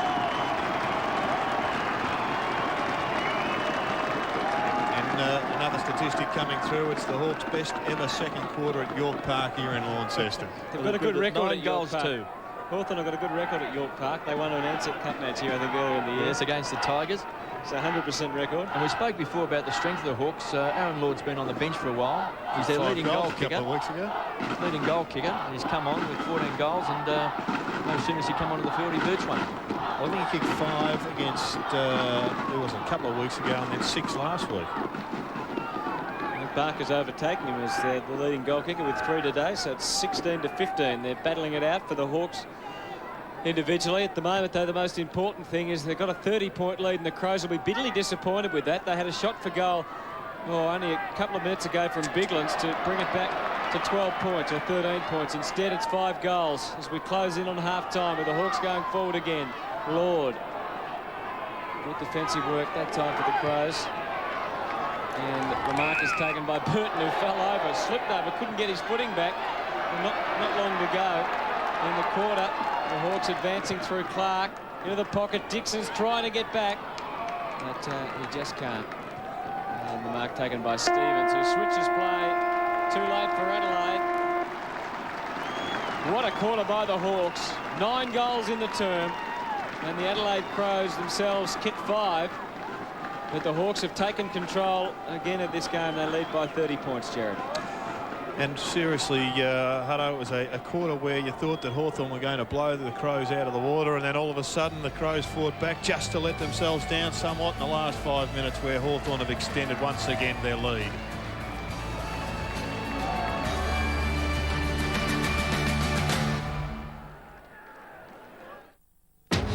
This news update is brought to you by the home loan that helps you make it happen. Good afternoon. Coming up at 6 on 7 News. Have you lost some property or jewellery in a recent break-in? Well, we might be able to help you. Tonight at 6 in our story about a man charged over a swag of house breaks and almost $100,000 worth of stolen goods and jewellery. You might be able to claim it back. And great train robber Ronnie Biggs is on his way back to England after almost 40 years on the run. He's been in Rio after hiding out right here in Adelaide. Mitre 10 understands that getting the right advice when and where you need it can save you a lot more than money. I'll tell you when it's level. I'll hold it. That's why we've introduced the Mitre 10 advice line, 136310. All right, so, yeah, we can fix it. So now you can call any day and get expert on-the-job solutions that will save you time, money, and even face. I have to chisel a bit off the other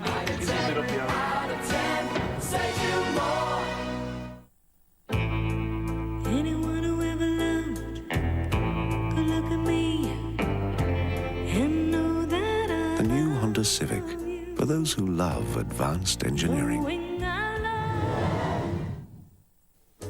Back in 1945, when it was still Rundle Street, it was the scene of tumultuous joy. Amateur filmmaker George Bolton saved a reel of colour film to record this occasion. The declaration of victory, marking the end of the dark days of the Second World War. An estimated 150,000 people forgot their troubles, swarming the streets to celebrate the beginning of a new and prosperous era for our state. This Adelaide Memory is brought to you by Adelaide Bank. Adelaide's Bank. How do you get the most comfortable seat in the house? Get it tailor-made to the exact contours of your body. And the only company to tailor-make your perfect chair is the Posture Care Chair Company. They individually measure your chair for optimum support.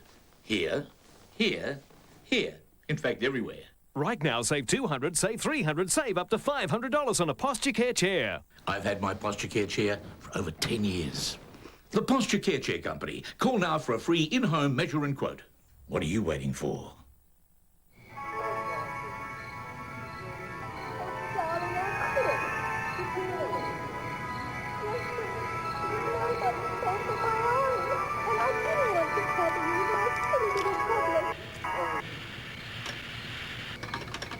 Would you like a car? Sky City Adelaide has 3 new cars to be won every week, plus thousands in cash prizes in our new world of jackpots. When you think electrical goods in South Australia, you think Radio Rentals. Why? Because at Radio Rentals, they have great range, popular brands, exceptional service, and free delivery when you rent. So when you need an electrical appliance, be sure to put Radio Rentals on your shopping list. And yes, Radio Rentals is a South Australian company. Rent or buy, it's your choice. Radio Rentals, they know their stuff. There's bargains galore in Spotlight's Mighty May clearance. Up to 30% off Actul towels, queen size only $12.95. Decorator fabrics priced to clear, prints and plains from $1.99 a metre. Plus 25% off the entire range of curtain shears. Only at Spotlight. Rush in now. Well, AFL footy is back in Tasmania today. It's half-time and we're having a look at another one of the former Tasmanians that played some pretty good footy. And he played for the Hawks, who are leading by 30 points at half-time. Darren Pritchard, 211 games, 98 goals, recruited from Sandy Bay in Hobart in the 86 draft, and he was a 3-time premiership player for the Hawks and played for the Vicks and also for Tasmania. And he'd be pretty happy, I'm sure, with the performance of his side today against Adelaide at half-time. 12-3-75 to 6-9-45, so the Hawks leading by 30 points. And if you want to have a look at this game or any other game indeed, the number to ring is 1-800-035-665. That's for Name a Game. Well, a couple of other matches being played today, and one of them is at the MCG. It's the big match, the Federation Cup match between Carlton and Collingwood. Let's have a look now at some of the highlights of the first half. Dispossessed, Bathiris, Nick Davis and Hume, out the back, Bradley, handball wide, McKay, left foot, shot at goal. Well, there he is, he can do anything, that fella. So I don't think his eyes even drifted to the corridor there yet. He's so close. Oh. Camporelli's given it to Fraser, and Fraser will kick a goal, will he? No, I don't know. He's got it. Took the ball out of the air, got the hand pass away, Bathiris. They've got players in support, Buckley will kick a goal. Watch Nathan Buckley go long into the pocket. It's a goal! Magnificent goal by Buckley. Porter, but McKay for the Blues towards half forward. Marcus dropped. Kick forward, looks like the bowler, was it? He's got a goal. Taken away by Clement, who's doing very well for the Magpies. Clement's high ball into the middle. The ball spills to the back of the pack of 2 or 3 players. Fraser, Malloy, still Fraser. Oh, loose now men everywhere. Loose player, should take the mark, and he does. It's Tarrant, and he'll run away from Beaumont and rub it right in. Another goal to the Maggies.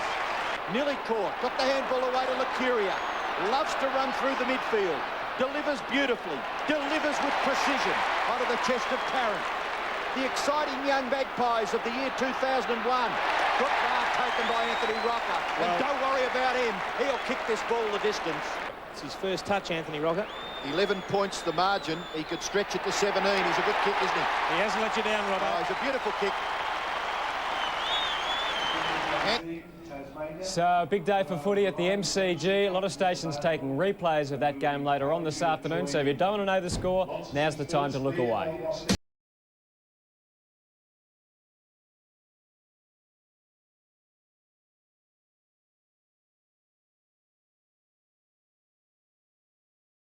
And the other game is between Essendon and the West Coast Eagles. We'll take a break and come back and have a look at some of the highlights and check the score of that match as well very shortly.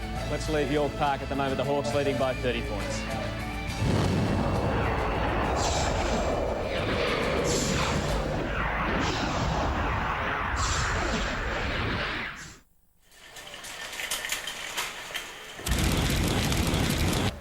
Every cigarette is doing you damage. Chemicals from tobacco smoke get into your bloodstream and can damage the delicate blood vessels inside your eye. We now know that smoking is a major cause of irreversible blindness. Every cigarette is doing you damage.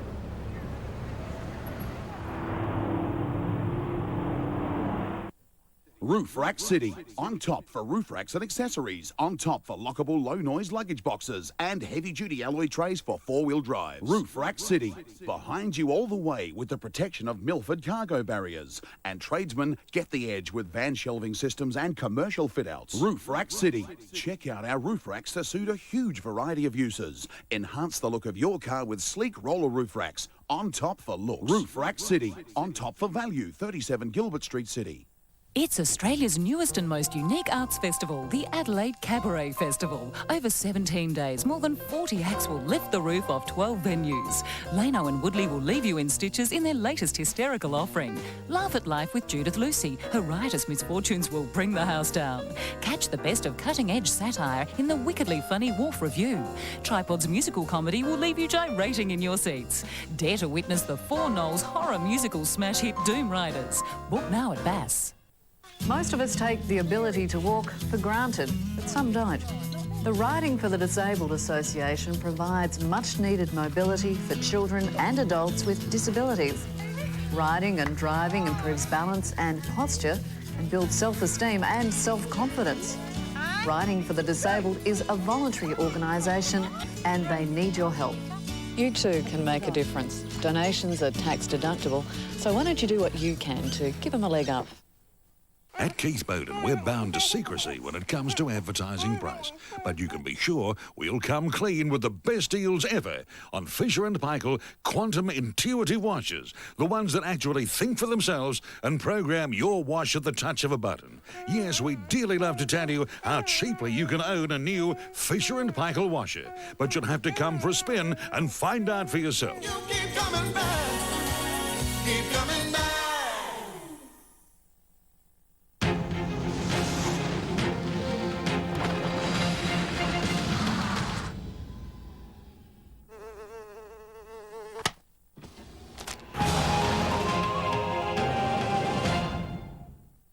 From the beachfront to the Adelaide Hills and beyond, Scott Salisbury Homes stand out with a striking presence. Considering today's lifestyles, a home should be both stunning in appearance and accommodate a practical use of space. The homes we build continue to set an enviable standard, and our quality workmanship has not gone unnoticed. We create a lifestyle for you, not just build a house. A look to suit your individual style.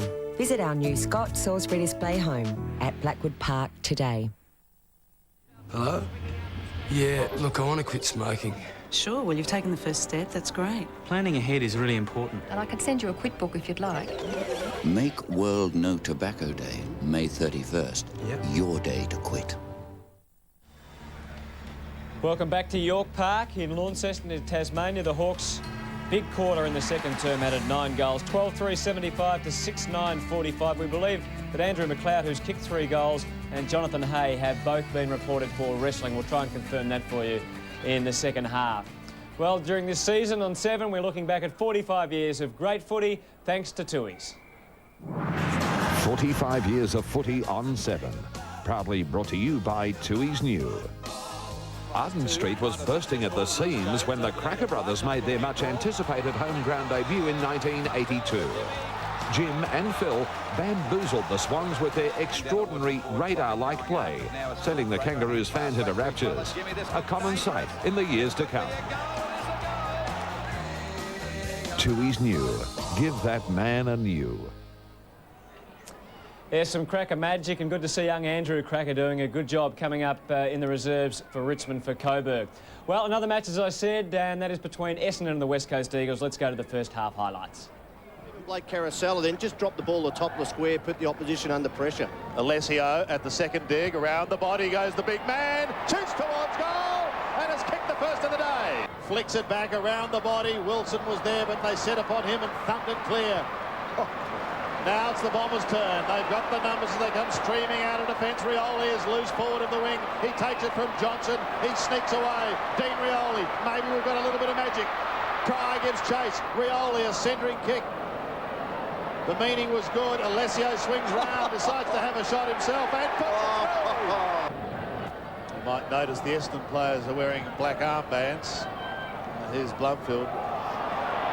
It's in memory of Les Russell, a stalwart at the Essendon Footy Club. He recently passed away. Condolences to his family. Solomon, I think, has given away a free kick this time. Phil Matera. Shooting for his first. Oh, looking punch, puts it straight through the middle. Jakovic to right half forward. Fletcher had front spot. Taylor does the roving work. Kemp is there as well. Gives it back to Taylor. The former Hawk will go for goal. He eludes one. He shoots towards goal and caps it off. Great play. Just wondering if that might have been the Seagulls striking again then with Philip Matera. Essendon and West Coast, if you don't want to know the scores because of a replay coming up, look away now.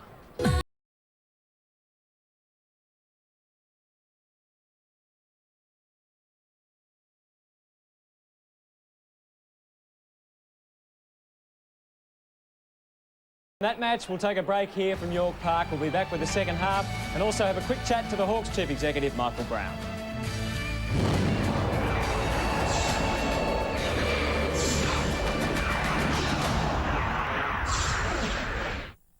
Tonight. Hey, what's up with the light? I unplugged it. You haven't paid your half of the electric bill. Oh, come on. Karma. You enjoy your light. I'll just lie here and play with my... It's an all-new Dana and Greg tonight on 7. The Mitsubishi VRX is the quickest Magna ever.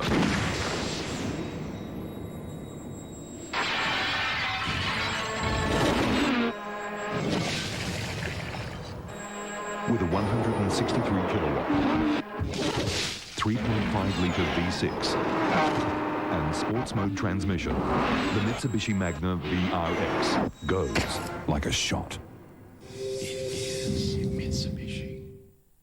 There's still a lot of people who are not aware that we have female pilots. In Irianjaya, to support the drought relief, we were taking food out to the local villages and supplying seedlings and small fish to restock their areas. For me personally, it's incredibly challenging and incredibly exhilarating. Everything's coming up roses at Barnacle Bill. This Mother's Day, make your treat a seafood platter. And we'll make our treat a box of Cadbury Roses chocolates. It's gotta be Barnacle Bill. Remember that time, remember that day. those special times this Mother's Day with a beautiful gift from Shepherd's, like this stunning diamond and created emerald ring, just $425. This elegant strand of cultured pearls is now only $295, and these lovely earrings with 1/3 of a carat of diamonds are now just $375 a pair. Remember, She is unforgettable. Shepherd's Jewelers for that unforgettable Mother's Day. This echo's perfect for stakeouts. Cut it out, you moron! This is different. Why'd they put it here? Oh, it's unique. It's the state-of-the-art peripheral vision concept. Basically, you can look at the speedo and still focus on what's in front of you. Ah! You in the car? Clever. When I left school, I had absolutely no idea what I wanted to do, but here I am. I've just turned 18, the Army's trained me, and I'm on over $34,000 a year. It's not bad at all for someone my age, eh? Tôi đến Old Hawthorn bởi vì tôi phát giác ra một tiếng động rất là kỳ cục ở cái máy xe của tôi.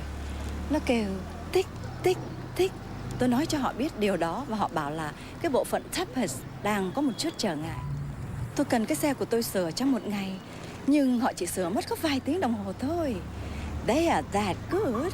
They understand.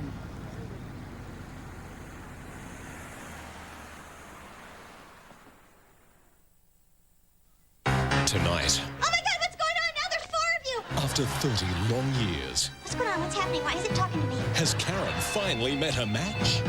Honey, could you get that? An all-new Will and Grace, tonight at 8 on 7. Thank you, and ladies and gentlemen, a big hand. And that's the view here at York Park in Launceston, not Launceston. The locals have just reminded me it's half-time. 12-3-75 to 6-9-45. Let's go down to the boundary line. Dipper's got a special guest, the Chief Executive of the Hawks, Michael Brown. Yeah, thanks very much, Huddo. You'll be wrapped with this here in Tasmania, Michael. Yeah, it's fantastic, Dipper. 18,000 people, breaks a record for a game in Launceston, and the way the people have supported it's been outstanding. And potentially all these people here at York Park today could become Hawthorn supporters. Yeah, we certainly will be contacting all of them. We've sold over 13,000 reserve seats, so we've got names, addresses, telephone numbers, and gives us a big push of our membership drivers. We're heading towards 30,000, so we're really looking forward to a great year. The Hawks just running out onto the ground, Michael. You would have been a bit annoyed with the start. Yeah, I think, we were a little quiet out of the blocks. Jared, I think the players took a little while to get used to the surface, and slipping over was the thing that puts all our hands on our hearts, but we look like we're back on track now, which is great. Why didn't they, Michael, actually come out with long stops? They were out on the ground for about 20 minutes before the start of the game, testing the surface. Yeah, I think it's something that every player has the opportunity to make a decision on himself, and they run out and they train on the venue, and unfortunately in this occasion they've chosen the wrong stops. Michael, we've seen all sorts of things tried by clubs to try and remain financial. Are we going to see a lot more of this sort of thing, do you think, of clubs playing one-off matches in other states? Well, I can't speak for other clubs, but from our position, the opportunity to partner the Tasmanian government and the Premier here, Jim Bacon's done an outstanding job, and the local council in Hawthorn, it was a great mix. Our club is based on membership and people, and as we head towards 30,000 now, the 20,000 people who are here today are all potential future Hawks, so we see it as a strong strategic step for the future. Michael, it's a great atmosphere here, something that you could certainly build on. Well, it is. When you think back in Melbourne, we'll only have 25,000 people at the MCG. It would be a good crowd. We've got the government committed now. The Premier yesterday came out and said that he's committed to making this ground a safe venue for 20 to 25,000 people. Yep. Well, that's a great commitment from the government and the council, and I look forward to us meeting that and working together in the future. And what about on Nick Holland for his family back home? Any news? Yeah, just a quick message to his partner Ange and John and Tess, his parents. Nick's fine. He's dislocated his shoulder. It'll be a couple of weeks, but he's in good spirits. He just wants to get out there and play. So to all Hawthorn supporters, he's disappointed, but he'll be back. Well, thanks for joining us on the boundary line. Potentially, everybody, you might become Hawthorn supporters next year. Thanks very much. Thanks, Dipper. Thanks, Dipper.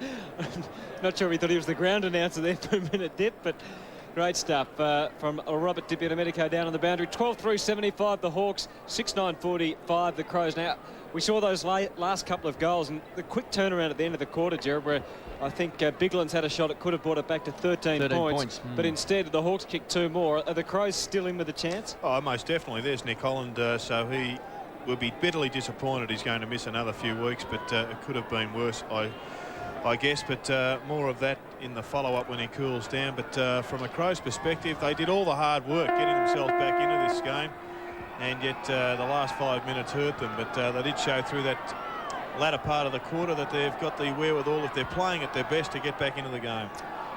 Third quarter underway from York Park, and it's the Crows through Scher. Out to Burton, Chick to apply the pressure. We know that Burton's brilliant overhead, and we know McLeod can kick goals because he's kicked 3 so far today. And that's all his total remains at this stage, with the Crows reducing the margin by 1 to 29. And it looks as if Darren Jarman's gone into the middle of the ground, and it may well be, is it Goodwin on the back flank, or he may, I think it's Goodwin on the back flank. Yeah, on the outer side, the Hawks working that way through Tony Woods, who slips over after he kicks. Pachoni, good mark, and he had Hay, who kept on running down from full back. He pumps it very long. Thompson, the man out on the lead. Oh, he showed it to Stevens, wheels onto the left. There's a shocking kick, and Smart takes the mark, and he's got Scher leading out to this side of the ground, and also Stenglein. This is Scher. And Stenglein chasing it. And it's over, not over the line. He keeps it in okay. Benke, but Wren, too tall, just slipped in front and takes the mark. Well, we can see Benke there just losing his footing as well. So the ground is pretty hard for the players. It's hard to keep your footing. Wren just pumps the ball back. Big pack of players taken by Scher, started on the bench. Jarman, so good in that first half. He had 2 goals kicked on him by Crawford, but he won so much the ball across half back. Goodwin is now picking up Crawford, but here come the run of the Hawks. Chance now for Tallis in game 99. Kicks the ball up, looking for Thompson. The big fist came away from Stevens. Gets it on the rebound, back to Hart. Sets it up short. Dangerous kick comes off. Finds Scher across half back. 12-3-75 the Hawks. The Crows 6-10-46. They trail by 29 points. Trail by 30 points at half-time and 6 points at quarter-time. Stevens, short. Clark closing quickly with Hay. And he did well the contest. Did well, Hay, dragging him down to the ground, but he still got the handball away. Rashuto, the raging bull, to centre-half forward. Benke has been a competitor, booted a couple of goals. He's looked dangerous, all tied up. Now, Jared, I'm going to make a point of this, but I've just noticed 3 or 4 Hawthorn players in front of me were in Moldal Souls. Harford's one, and also Johnny Hayes another. Seen a State of Origin game lost, Dipper, because of a one particular player wanting to wear moulded soles, and I'm just not sure why the coaches allow the players to make the decision for themselves. It's clear that everybody should have screw-ins out here, and you'd suggest it should be just a blanket rule. Early goal is needed to lift the spirits of the Crows. Jarman, it's all tied up, and again they will bounce just 55 metres out from the Crows' goal. Jarman's had 21 possessions and 7 marks today. He's been moved onto the ball as Clark thumps the ball forward. Good strong play, team lifting stuff. Pulled off the ball was Tallis. There's no free kick. Scher did a 360. Harford with quick hands to Crode, the dasher. Loves the run, takes him on from half back. Looking for Lord, all tied up in the contest with Stenglein. Dixon has been so dangerous across the half forward line. Oh, kicks a high ball back. It's a dangerous kick, and there's Jarman. And just shows it to Tallis. Great kick. To Rashuto, who can run and kick the ball long. Caught in 2 minds, has to backtrack, conceded ground, back to Tyson Edwards. Here comes the run of Jarman again. Can he set it up? It's a bad kick, 2 against 1. Benke had to be very, very good. Tied up inside 50. The Crows just wasting an opportunity, and they've been pinged. And it's going to the Crows. Yeah, fair call. Yeah, he got caught by the arm. He couldn't get the ball out. So Benke's a good kick. That's against Bowyer. He should never have been there. The kick from Dixon into the centre of the ground was questionable, I guess, to say the least. And here you see, well, he could have got it out there in the finish. Who was a young Tim Clark? Bowyer. Bowyer. Brian Benke, 2 goals, both coming in the second quarter. Should kick a goal for the Crows. He's shooting from right on 50. He's a penetrating kick. Benke leans back, gives it both barrels, and has pushed it right.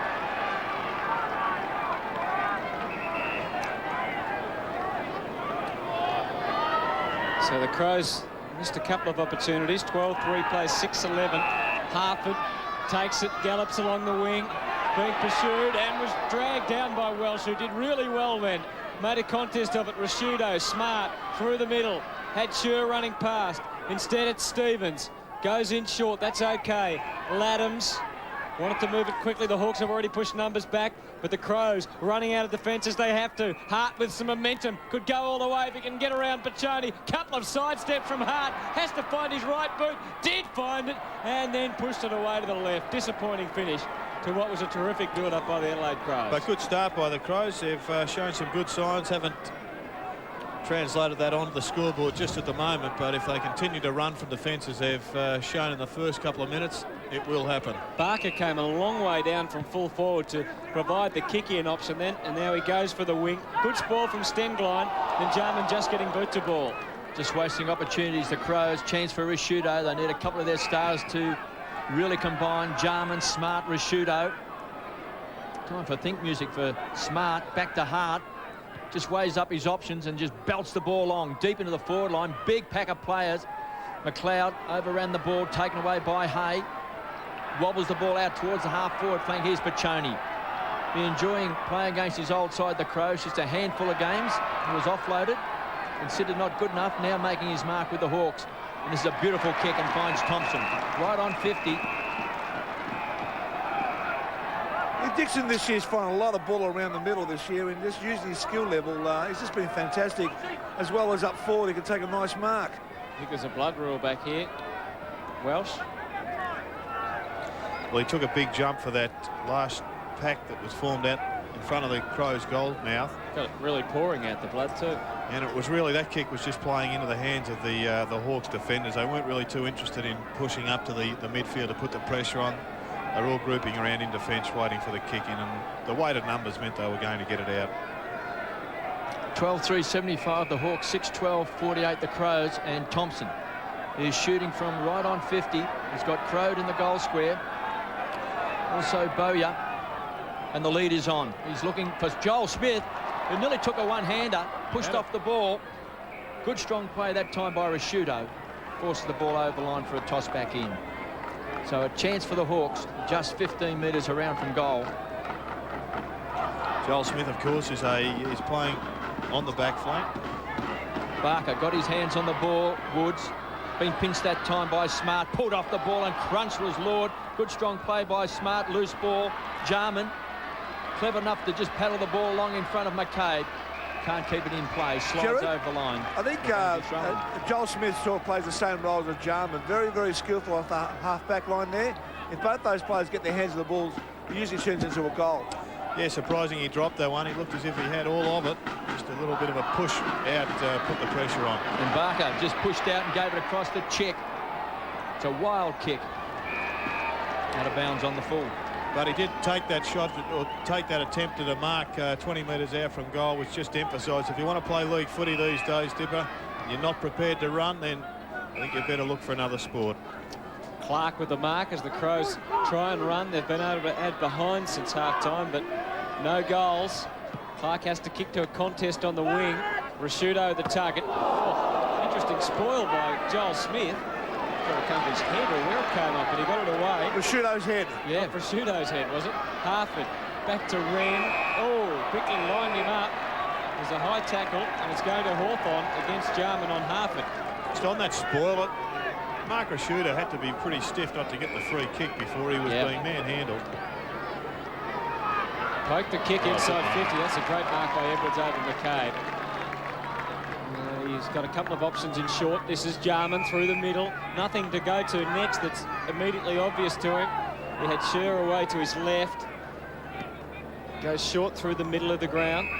And Matthew Clark, they've started to use him a little bit through the midfield today. Chips it up. Wasn't a great kick, though. Tallis in good position. Takes pretty easy mark in the end, and they need to do better than that when they bring it into attack. But, Kevin, you'd reckon every time Matthew Clark took a mark, there'd be players running past because he kicks with a bent leg, and he also kicks the ball high. Piccioni, so strong overhead, sets it up to Tony Woods. Loose ball. Hawks will have plenty of runners inside 50. Chance. Barker pushed off the ball.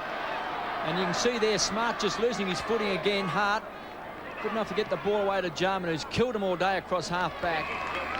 Chance for Bickley, the ex-skipper, the good one, just trying to generate some run. Crows just wasted a couple of opportunities in his third term. Bickley again concedes ground, finds Clark. Sets it up to Scher, runs to the edge of the centre square, and at long last belts the ball back deep inside 50. Big pack of players. Big punch away came from Rawlings, pounced on by Tallis, had it and lost it. Been pinched that time by Joel Smith. Sets it up. Hay does well. So advantage has been paid as Harford comes away from half back, and Bound has chipped in the first gamer. Now a chance for the Crows. Biglan's on the stretch, couldn't take it. They'll need a crummer. Biglan's got his big body on line, goes to ground. They'll set it up. Chance now. Burton from 50 metres out. The Birdman. And again, a wasted opportunity through for a minor score. Same as the first quarter. Crows inaccurate down to that end of the ground. They've had 19 scoring shots to 15. They find themselves trailing by just over 4 goals. And the Hawks haven't been able to score in this quarter, but the Crows all behind so far. 4 of them. Pachoni. Hawks working it through the outer side of the ground at York Park. Crowd of 17,500. A sellout today. Footy back in Tasmania for the first time in 9 years. Joel Smith had a fair bit of it again. He's had 13 possessions, 4 marks. Drives it up to centre half forward. Barker again, beautifully rode, camped underneath Harford. Eases the kick into Thompson.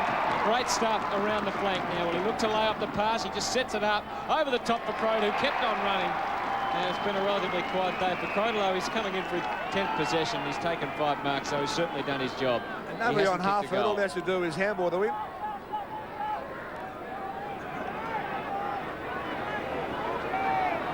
And they're just a pretty highly skilled team at the moment, aren't they? They're finding their mark down the ground. And Trent Crode to come in and try and convert and kick their first goal of the second half. Biglan's off for the Crows. Looks like he might be ready to come back on, though. Here's the kick from Crode. Rams it through and out of the stadium. Graham has the perfect Mother's Day gift. How about gifts that will really endure, just like our mothers? Plus, a mouth-watering slice filled with chocolate, caramel and nuts. Just wait till you taste it. This slice is just marvellous. Better Homes and Gardens, Tuesdays 7:30. Then at 8 o'clock. Feeling like doing something different on your next holiday? 2 magical mountain retreats to escape from it all. One in New Zealand and one in Tasmania. A one-off kind of experience? The Great Outdoors, Tuesday at 8 on 7. Great kicking by the Hawks, 13-3-81 to 6-13-49. Lead by 32 points. The Crows kick 4 behinds in the first 11 minutes of this third term, and the Hawks take it down and straight away kick a goal. And amazingly, KB, I'm sure Chris Dittmar here working for 5AA in Adelaide would be just reminding everybody what he was discussing at breakfast, and that is that one of the great differences between every side is those sides that can kick the goals. The ability to finish off your work. Well, the Hawks have done it today. Just a 3 behinds, 13-3, all tied up inside the centre square. And as a former world champion at the squash game, he just couldn't believe the lack of goal-kicking practice that professional footballers do in comparison to every other sport around the world. We just caught a glimpse there of Nick Holland on the boundary line, who went off with a dislocated shoulder in that first quarter, as we see Tyson Edwards kicks a high ball. Still inside the centre square. Graham, the big fist away, pounced on by Tyson Edwards. Around the corner to the half-forward line. McCabe running with a fly of the ball. Rashudo came at the ball hard. McCabe and Joel Smith just combined across half-back. They've had plenty of run, the Hawks. It's a very strong defence. Not frightened to run and carry the ball. Tallis. They'll set up the loose player. Tony Woods to Harford. To check on the edge of the centre square. Dixon wants it long. So does Thompson. Thompson's going to be the target. Stands his ground, off the hands. Chance now. Crawford. Good roving back to Dixon. Danger here for the Crows. Centering kick. Wanting a kind bounce, didn't get it. Chance for the Hawks, going in very hard. They tie it up. They want a free kick. Jarman's on the bottom of the pack as well. They'll get a ball up. KB, another double change down here on the boundary with Robert and Crowd about to come on. And that is the Crows' 17th change off the interchange bench. Well, some players just itching to get back onto the field for the Crows. Robin and Crowd, chance for Goodwin. Squeezed up on the back pocket, dispossessed. Good play by Barker with strength. Just tried to fend off his opponent, can't keep it alive. And a toss back in just 20 metres around from goal. So a big chance for the Hawks, 13-3-81 to 6-13-49. 3 goals to John Barker, 2 to Ben Dixon and 2 to Daniel Chick. Chance now. Crawford has already booted a couple of goals himself. Both goals coming in that second term. Scher received it from Jarman. It was a chip kick. Chance for Stevens. Paddled the ball along in front. Graham stood his ground. Strong arm tactics that time by Stevens. Sets it up to Benke. But Tony, the tackler. Benke runs into his teammate Welsh. They're backtracking and just retreating all the time here, the Crows. The Hawks putting a lot of pressure on Adelaide as we see Ladham's marks on the half-forward flank. We just saw the lead that time from the Hawks. And here he is, there's Hewitt out in front now. He slipped in front of his Hawthorn opponent, which was Rawlings, and was good enough to get to his feet and take the mark. Just 2 marks for the day for Evan Hewitt. This is a pretty tight angle. Bound getting back. Also Robram. Hewitt. They need a goal to just lift the spirits. He's pushed it left and through for a behind. Another behind of the Crows. 6-14 now. 5 behinds for the quarter. The Hawks have kicked 1 goal. And we've gone more than halfway through this 3rd term. So the Hawks just maintaining their lead. A matter of accuracy for them. Woods didn't go to Crode, waited for the next runner, came screaming out of defence, and that was Vandenberg. Sean Wren up forward at the moment, couldn't take the overhead mark. Crowell, after the initial fumble, he got it moving to Robram. Jarman running past, needs a kind bounce, gets one that's okay to Bowen. Oh, crunch, got through. With the bump rather than the tackle, Hutter. Yeah, up towards full forward, and Hewitt again. Streaming through is Burton, and Burton off the left, kicks another behind. And that is 6 behinds for the quarter. And I just hate to be a coach, wouldn't you, on days like this?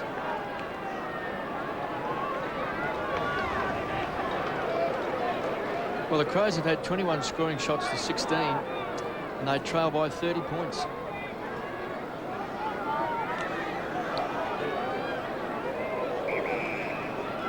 Tallis to bring the ball back into play. Goes very short to Rawlings. 9 possessions and 4 marks today. Gary Ayres beside us here in the broadcasting box, just looking on. 6:15. So they've had their chances, the Crows, to try and hurt Hawthorn on the scoreboard. Barker, long way down from the forward line, sees the ball over. He was working very hard there, Alec. He does that a lot, but they can actually do that, Dipper, can't they? When you consider that you've got Trent Crode and Ben Dixon, of course, and Sean Wren on the forward line, he can come further down. Yeah, spot on. Don't forget i7sport.com.au. As soon as this game's over, the ladder, the tribunal details will all be there. Dent takes the mark at halfback and can get the Hawks moving again. So they really haven't produced much for the quarter, Hawthorn, in terms of scoreboard pressure. They've kicked just the 1 goal. Hart taking it, sending it forward. McCabe closing in on Rasudo. He was strong. He got a second knock too from Tallis. And well, he comes up fairly slowly after that, but now he's up and has recovered. Well, the kick into the middle once again. It's just too early to the centre of the ball unless there's absolutely no chance of it being intercepted. Matthew Dent, well, he's set this shot up a goal for the Crows because of a poor decision. Yes, a long time since they've kicked a goal, the Crows. 6 behinds in this quarter. Torpy again. Let's see if we can get onto one. Yep, long run up from Rasudo, and it goes the drop punt in the end. He's made pretty good contact, clears the pack, great goal. Maybe that can spark the Crows. Blue Lake's what we ordered, wasn't it? Ordered the trim. If you've ever taken on a big job around the house, Well done. It's on plaster and there are holes. you'll know that getting the right advice Got to start with that. is what really saves you money. It's good value and there's a great range of colours. And a whole lot They're more. washable. They come in a whole range of colours also. Because the only thing better than knowing you did it yourself Dad did a few doubts, but I knew you could. is knowing how much you saved.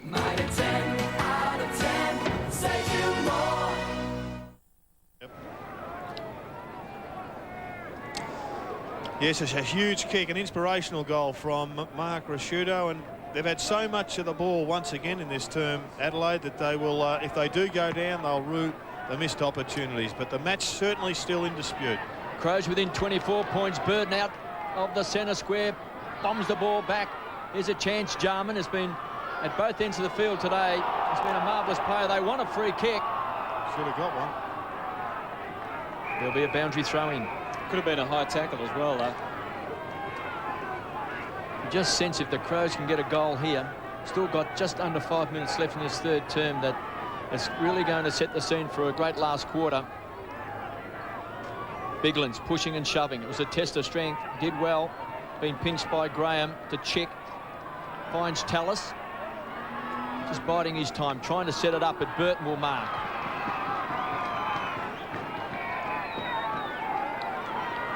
Too far out to score. He's got a loose player wide, and Stevens has come all the way down from defence. Now sets it up to Robber, and we know he's a thumping kick.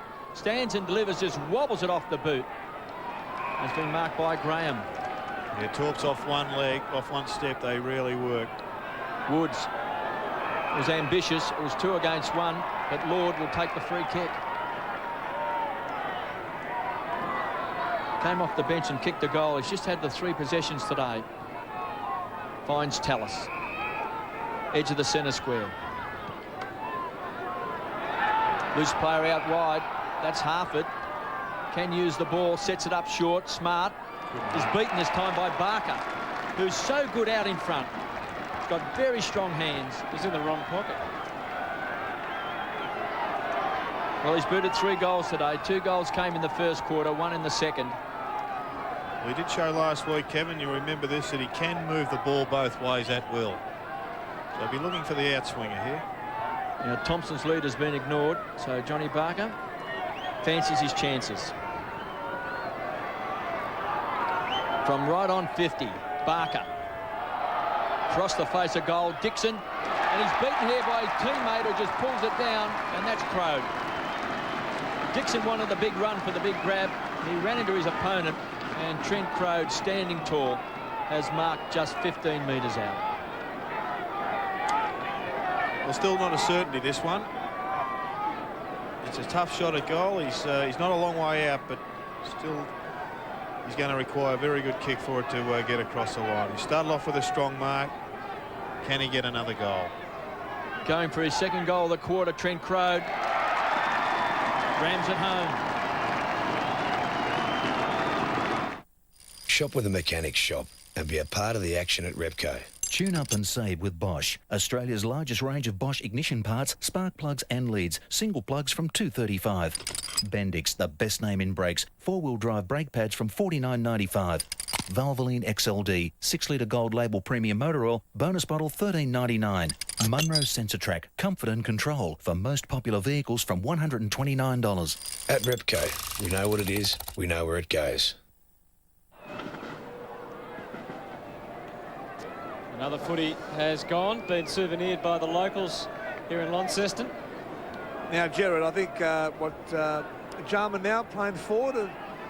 Just the last card is he's got him, and he's been a superb touch. I mean, get him the ball, and he's certainly kicked a goal or set one up. He's had it 28 times, Dip, and 9 marks. I think it's a good move, though, to bring Robran onto the middle of the ground. His direct opponent, I think, over the last 4 or 5 minutes has been Harford. And whilst Biglan's is there, Robran certainly just doing the mobile work. And Robran did a good job for them against Carlton, but it's the centre break from Joel Smith, getting the Hawks deep into attack. Dixon couldn't hang on to it. In trouble. Lots of pressure on down there, and he has been pinged. Oh. It's Stevens at the bottom of all that. He was hit by a steam train. Just great aggression by the Hawks. Have to question the first one whether or not it wasn't in the back, but let's have a closer look at it. The umpire right in front of it. No, it was a pretty good side bump, and then he was just he conceded. Was looking for the free kick himself. I think he was just hoping more than anything else, and he had to make an attempt to get it out. 2 goals, 2 for Shane Crawford. Coming into this game, he had 4 goals, 2 for the year, and he slipped it in for... No, he's hit the post. So they just haven't yet put them away. Very accurate kicking for most of the afternoon, though. 14-4, so Crawford the main culprit in terms of inaccuracy, with 2 goals, 3 himself. Ben Hart's got the footy at full back, and the Crows need to move it and try and crank it up and get a goal before 3/4 time and stay in this contest. as they work along the outer side. Welsh goes through, and it's over the line and out of bounds in front of the outer here at York Park, which has just looked terrific this afternoon. They've got the temporary stands in, holding almost 18,000 people. They've done a lot of redevelopment on this ground in the last few years, and it's come up a treat today for this AFL match. Hawks by 31 points. Shane Crawford has hit the post twice today. 2-2 to the Hawthorn skipper. Chance now for McLeod. He's booted 3 goals. Just couldn't quite find his opponent there. And his teammate, Benke, was out in front. Couldn't quite take it. Dragged back over the line. Here's a chance for Laddams to set it up. Short. And Jarman's got it.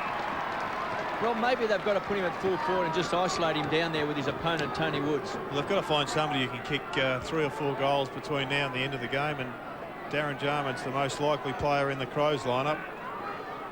And all of a sudden, it's a 2-goal swing, given that he kicks this. Well, they can bring it back to 25 points. Darren Jarman just ambles in straight through the centre. Good eye, buddy. Getting better, George. Thanks for fixing my chair, George.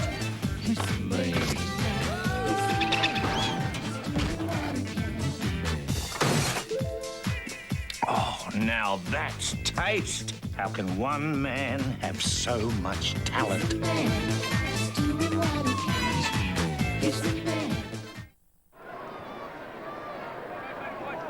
Just come back to that again, Jared. Do you think Tony Woods, did you say? I don't think he's the right bloke to have on him, on Darren Jarman in a defensive position. Round the grounds for sure, but you need a different sort of player on Darren Jarman if he's in and around the goal square. Daniel Chick, they've got on Andrew McLeod. He's done a very good job on him in this term. Daniel Chick for the day, 13 possessions. McLeod's at 16 and kicked 3 goals too. Bigland's doing the ruck work. So we've got 40-odd seconds remaining in this third quarter, and the Crows have been there or thereabouts for most of the day. Conversion, though, has let them down. 8 goals, 15. Hawthorn 14-4. And has just kept the Hawks 4 or 5 goals ahead for most of the afternoon since an early burst in the second quarter. That's a throw, so it's the Crows that'll have the last chance. No advantage paid. Has to come back. They need to get the ball moving, and they need to maybe get a mark or a long shot at goal. Going to be tough here with Burton working wide. Just bombs and hopes. McLeod got it. Well, only a few seconds left. Oh, he's played on. The siren's going to sound, but Goodwin takes the mark just before the siren. Well, how crucial could that 30 seconds of play be come the end of this afternoon? Simon Goodwin with the mark, and coming up with a crucial shot on goal. It's amazing how many goals are kicked in the last 2 or 3 minutes of a quarter. Goodwin's kicked 2 goals, 6 for the year. But he's got that one. He's got the one that counts. And the Crows, all of a sudden, are right back in this match. Late goals in the third quarter will give them some momentum going to the last change. Yes, it's an incredible situation in all games of league footy we see with red time underway. So many mistakes and goals kicked. And the Crows have kicked 2 in the last 2 minutes to give themselves a chance here at York Park. The Crows and Port, can they both survive? If you think that's harsh, listen to this man. It won't be viable to have 2 teams. Soaring salaries could be the knockout punch. Why 2 teams in one town don't add up. The facts on 7 News. Did you know that at Amy, if you've held a rating 1 for the last 3 years, you'll keep it for life? No matter what happens. Ci tengo alla mia macchina, sai, è proprio un amore. E capirai, quindi, mi è venuto quasi un attacco cardiaco quando ha cominciato a fare bang, bang, bang. L'ho portato subito oltre Ciune e il meccanico mi ha detto che si trattava del timing. Hanno fatto la diagnosi, me l'hanno aggiustata e non mi hanno fatto pagare mica tanto, sai. Oltre Ciune, brava gente. I speak my language.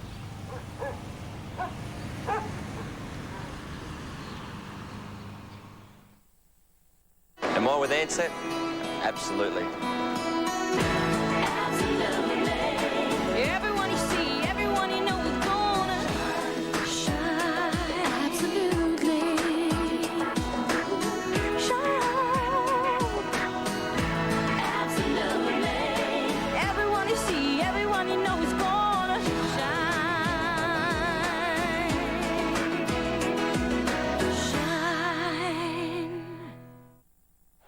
It's been a tough match, but at the business end, there's no stopping them.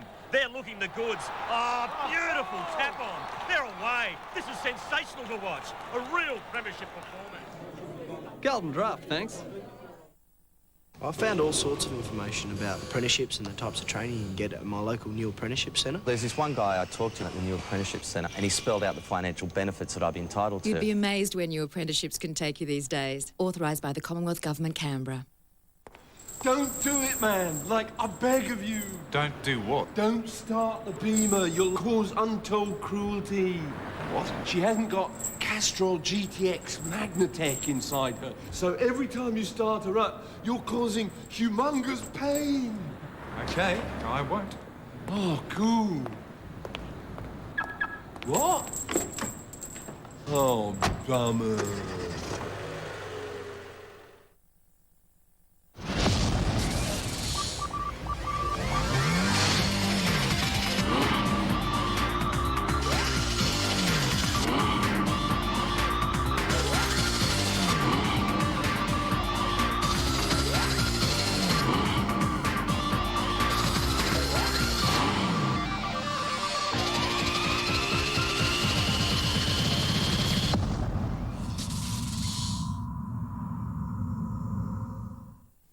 Reinstate your rating 1. Rubbish. To find out if your insurance company is doing the best they can for you, No harm in checking though, is there? all you have to do is ring ours and compare. On Today Tonight, Adelaide house cleaners caught on camera. Yeah, that's not on. Eating our food, nosing around, and not locking up. Couldn't be looking in drawers or going through a magazine. Charging for 3 hours, leaving halfway through. Hire a cleaner, easy to clean. Monday. Sevens Football Telecast. Proudly brought to you by West End Draft. West End, your thirst. Burgermeister.com.au from McDonald's. And Mitsubishi Motors. So maybe, just maybe, the Adelaide Crows are a chance. A couple of late goals just gives them a sniff. 21 points the difference. 9-15-69 to 14-4-88. The AFL, in association with its premier partner, Carlton and United, proudly presents the 2001 Premiership season. 2 other matches. Let's check the scores in the Collingwood-Carlton and the Essendon West Coast games. Some stations taking replays, so look away now if you don't want to know the scores.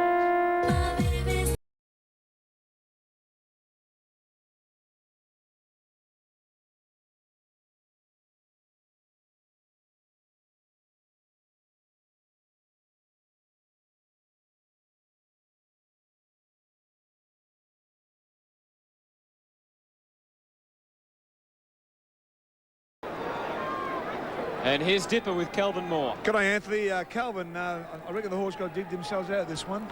Yeah, I think since we got about 7 in front, I think for whatever reason the intensity's dropped off. But I just think whatever team uses the ball best this quarter, we might just get down to that as long as we can win it enough. I mean, I think the ball use has been pretty ordinary by both sides. And we're hoping that our running ability might be able to see us over the line. Has it been lazy football, you think, in that quarter there? Well, it looked that way, certainly from where we sat. We were pretty upset about how we went about that quarter, particularly Peter, and he's called on a bit of character to get that intensity back up for Dutchy, who's done his shoulder first minute, all those sorts of things. So it's a pretty important quarter, and they're going to have to be at our best to be able to get over the line. Yeah, Skip. Well done, mate. Kelvin Moore.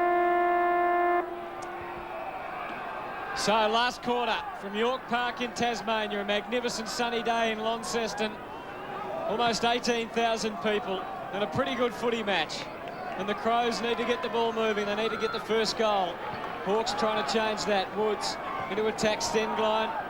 Hart, a little fumble. Could be crucial. Recovered pretty well. Bickley there through the middle. Run. Goodwin is penetrating. Long with the kick. Up to full forward. Welsh at the run. Couldn't take it. Slip again. Yeah, still slippery. McCabe over it. He's still over it. Crows claiming it. Umpire Steve McBurney says no.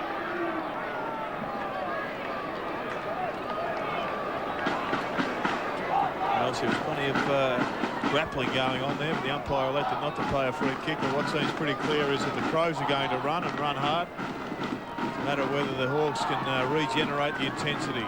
Bigland's in the ruck. This is Harford or Cleaned up by Rashudo. Bowyer off half-back, had to wait, kick around the body. More Crows than Hawks on the wing. Lucky bounce for Petone. Can he make the most of it? He runs into more trouble. That is holding the ball. No, he got the handball away. Must have. The umpire had a better view of it than we did. Woods' handball through the middle. Lord just fumbled it, but has the time, has the space to work in. Got Dixon at centre-half forward, who had a lot of space. Smart didn't go, so Barker's on his own. If you can just look up and see him. High ball for Barker. He'll have the time, he'll have the space, and he will kick the... It wasn't in his favourite pocket. It wasn't, and there's always a question of whether a player should play on there, Kevin, or not. Well, if you do it straight away, but there was just a pause, wasn't there? There was. And then he was just caught in two minds whether or not he was going to be run down. Jarman goes short, finds Smart. They'll need all of their stars to shine in this last quarter, the Crows. Jarman and Smart, such important players. This man also in heart. Need Rashudo and Bickley. Stevens. They've kept on coming today, the Crows. 7 goals down at one stage. 9-15-69, poor kicking. The Hawks 14-5-89, so it's a 20-point ball game, and chipping in is Tallis. Plays his 100th game next week.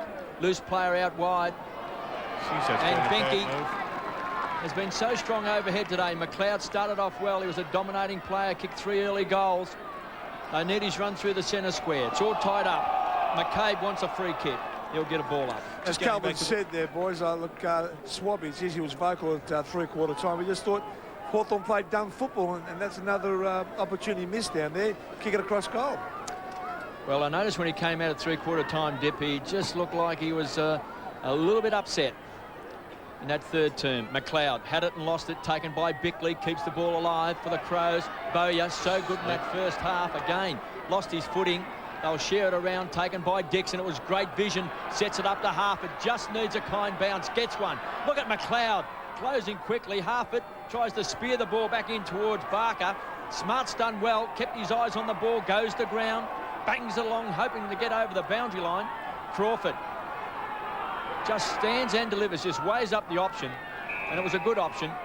Finds Dixon. Too far out to score. Into the pocket, here comes Thompson, look out. Had it and lost it, just couldn't hang on to the Sharon. Flick back that time by Chick. He's going to set it up. Harford could kick a goal.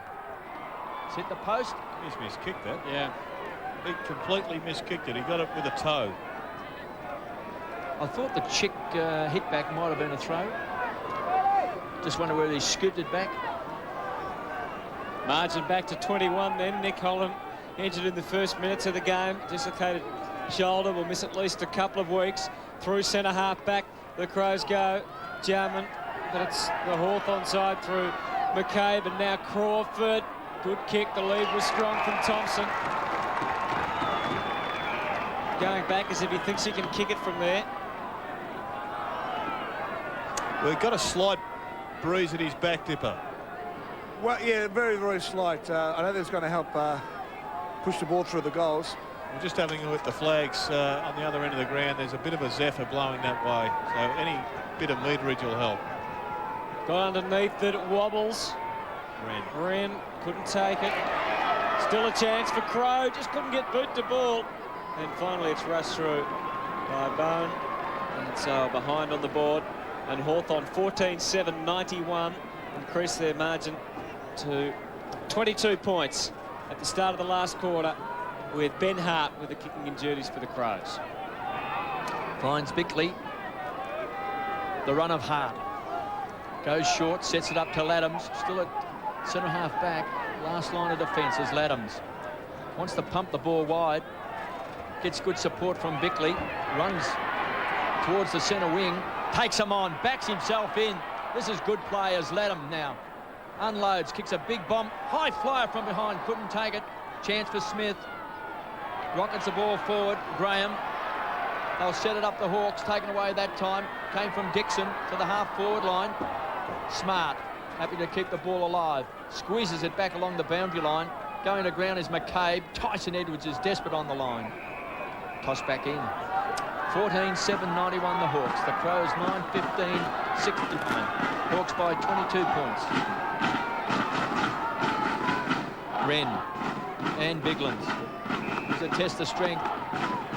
The whistle is gone, and it's a free kick. It goes to Sean Wren. 11 possessions today and 3 marks for the former Adelaide Crows premiership player. Looks like he's picked out his teammate in Darren Jarman. Played with him that many games. Must have thought he was still on his same side. Chance now for McLeod. Can be the danger man today for the Hawks. Sets it up short. Finds Rashuto. To the half-forward line. The lead is on Benke. Got it. He's worked pretty hard today, Benke. Jared's been all right. Well, he's booted 2 goals. They both came in the second quarter.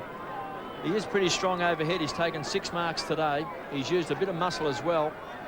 And this is the important kick for the Crows. They trail by 22 points. We've still got 14 minutes left in this last quarter. Welsh on a lead. That's been ignored. So Benke from right on 50. And you can tell by the roar that he has missed.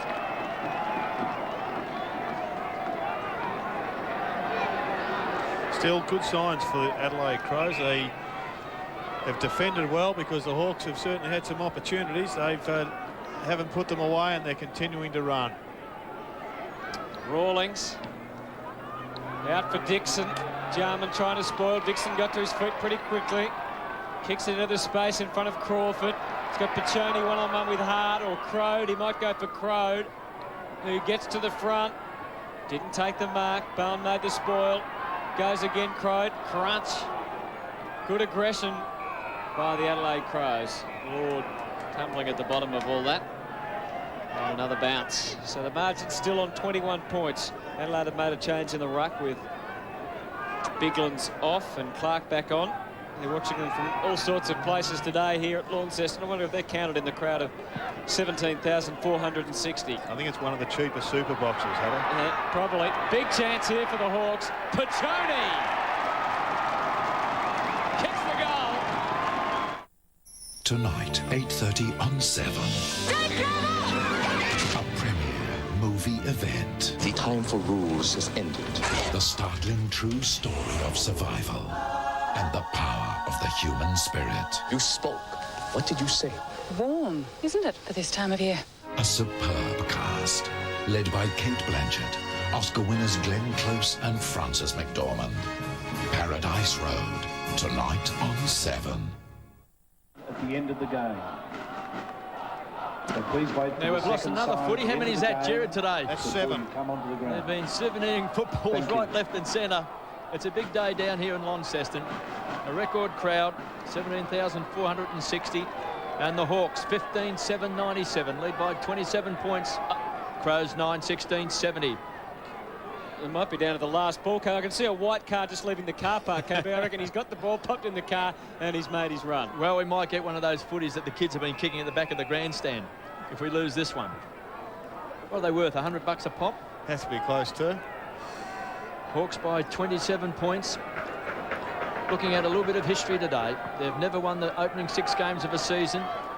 They've won some wonderful premierships. They've had some great sides, but never have they won the first 6 games of a season. Tyson Edwards, fancy footwork, finds bounds, done some nice things today. His first game, back to Jarman. It's been excellent. Stenglein just tumbled the ball forward. McLeod under pressure from Chick. Has been pinged. He didn't have an opportunity to get rid of that. That's a tough call from the umpire. Chick from inside that centre square goes wide. Sets it up to Hay. Runs his distance. And chipping in is Tyson Edwards. What do you think, Kevin? Was there prior opportunity for Andrew McLeod? Like to see it again, Jared. Hey, I've just heard the police have put up one bloke down the main road kicking a ball around. They've just brought it back because they've got no balls left. He's got 7 footies in his boot. Stevens from half-back, the Crows need a goal just to keep lifting the spirits. Chance for Clark. To the run of Jarman, who's been fantastic today. 33 possessions, 11 marks. He's also kicked a goal. Bowyer has been so handy as well. He's had it 20 times and 9 marks. Chance for Harford. When they go in one side, Harford runs to the other side of the ground. They've set it up well. Graham under pressure from Beckley. Great tackling. Chance now for Welsh. Harford keeps the ball alive. He wants Tony Woods out wide. Bickley again, the tackler drags him down. He'll give away the free. They'll pay advantage. Tallis pumps the ball deep inside 50s, looking for Barker. Smart was the defender over the top. Chance for Jarman to clean up to Tyson Edwards. He gets the instructions from Bowen. He says, kick it wide and look for Hewitt. Waits for the ball. Has the sidestep. Gets around Piccioni. And then just wobbles the ball back towards centre half forward. The big fist away. They'll need a crumb. Chance now. Tallis, quick hands. That came from Smith. Conceded ground. Back to Hay. They backtrack. And McCabe sets it up short and finds Sean Wren. You get the feeling they're in not much of a hurry now, the Hawks, just for the minute. Happy to hold play up and just ensure they get a victory here. Still 10.5 minutes left in the game. Dixon will mark. He's on centre wing. They're running into defence pretty well still, the Hawks, but what's dropped off is that when they do win possession, they're not flooding into their forward line. And Sean Wren just pops down, takes another mark. And Tony Woods. So it's just keepings off at the moment. Into the pocket. He's got to knock that out. Thompson goes the ground. Picked up by Jarman. And the ball is smothered. And it's a boundary thrown in. So it's 27 points at the moment. Frustrating day for Gary Ayres. 9 goals, 16-70 from his Adelaide Crows. The Hawks much more accurate. 15-7-97. Nigel Smart. Oh, he just banged the ball onto the boot. Lord will say thank you very much. Send it in towards full forward. Harford, who's waiting down? Johnny Barker, just to seal it. No, he's missed. Needs to get into the other pocket and have a shot from the boundary line. His day's return, John Barker, 3 goals, 2. He's had 11 marks and 15 possessions. So 28 points is the margin now. The Hawks 15-8. The Crows are 9-16. 3 goals for Barker, 2 each to Dixon, Chick and Crawford. We might have lost another ball. Where's that bloke in the main street? Someone... Here it comes. We've got another one. 8 balls lost here today. It could be a record. Actually, it's too expensive to play games down here. Yeah, that's about $800 worth. That's, well, about 5 minutes for one of these players these days, isn't it, KB?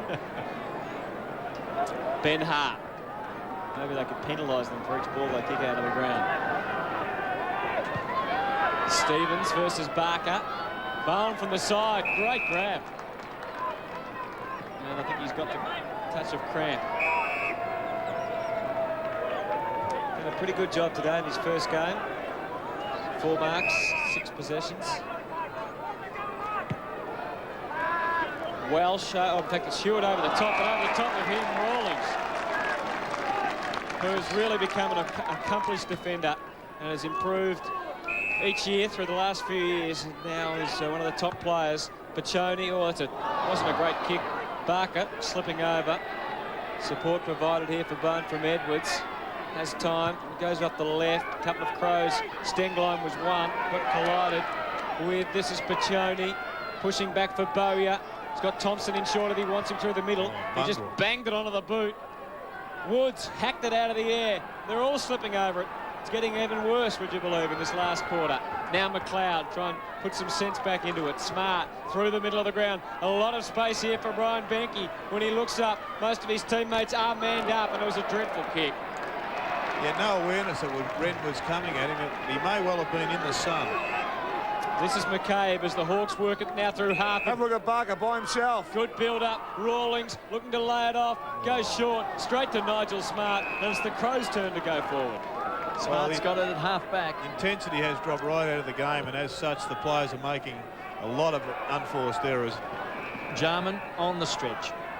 35 possessions and 11 marks today. Oh, can he weave a bit of magic? Clark, short to Bickley. Hart just sneaking up the wing. Just 8 minutes left in the game. Hart marks on the half-forward line. Pops in front. Goodwin. He's right on 50. They trail by 28 points, the Crows. And Trent Crode comes off and Dent on.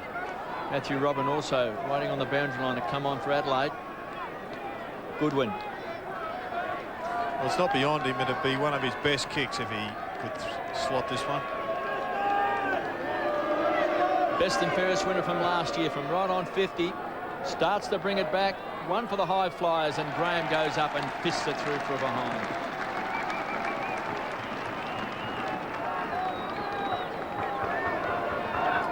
$15.8.98 the Hawks. Crows 9.17.71. Crawford, edge of the centre square, on the burst. Measures the kick deep into the forward line, looking for Barker. But smart to beat, happy to just paddle the ball forward. Pushes it back over the line for a boundary throw in. Well, I would have thought that was deliberate. He was going for the point post and he missed. He was deliberately trying to get it across the line. Maybe just a bit too much of a grey area. You're a tough man, Jared. 27 points the difference. Did he try and keep it in, KB? Bickley does. He keeps it in and drives it out where there's nothing but space, and a Hawthorn player trotting after it. Matthew Dent. Nice little dappy kick in for Tim Clark with a bit of run, a bit of space, could have had a shot. Goes instead for Chick, who's got to go against Goliath, and Robert got Graham in support, uses him now. Oh, Graham did pretty well to get bouncing back up to his feet. Good centering kick. Stengline charging through Clark. Good feed. Woods, handball, couple of Hawks. Thompson has all the time in the world and loses our 9th footy of the day. The Mitsubishi VRX is the quickest Magna ever.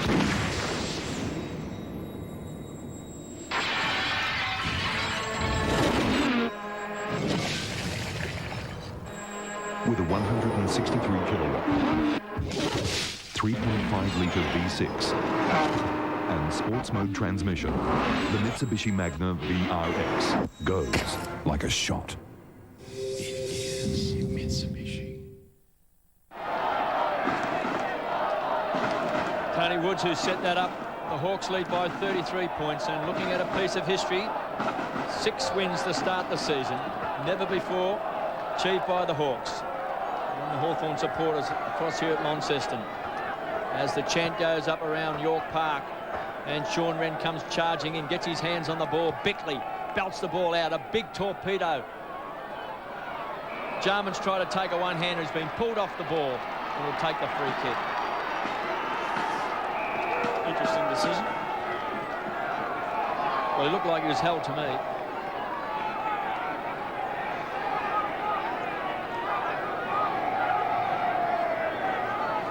I think it's fair to say he was being held.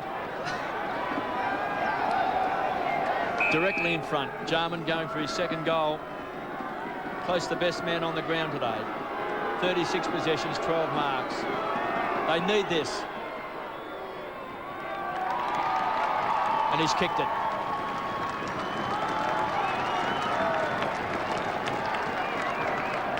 Two goals to Darren Jarman.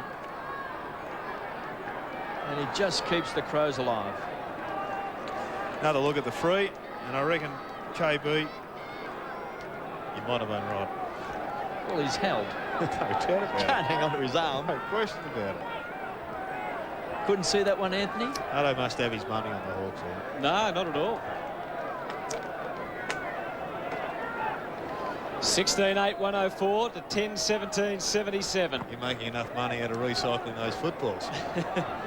Wren gets it down. Oh, Harford caught one high. Advantage. Chick took that advantage. Sends them inside 50 again. Thompson, good competitive work, but Stengline and the Crows feeding off half-back. Low kick from Edwards is a good one. This is Robran. Just goes long. Pumped it long. Jarman one-on-one with Smith.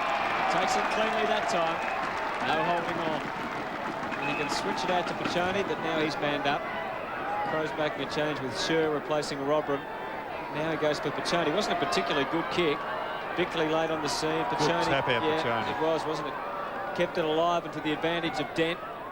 And again, they're just working with handballs. Harford for the space, and McCabe went for a low little pass. It's okay, gets it back. Good running by the Hawks. Up to the leading Dixon, but he, gets there late. That could be 50. Yes, it is.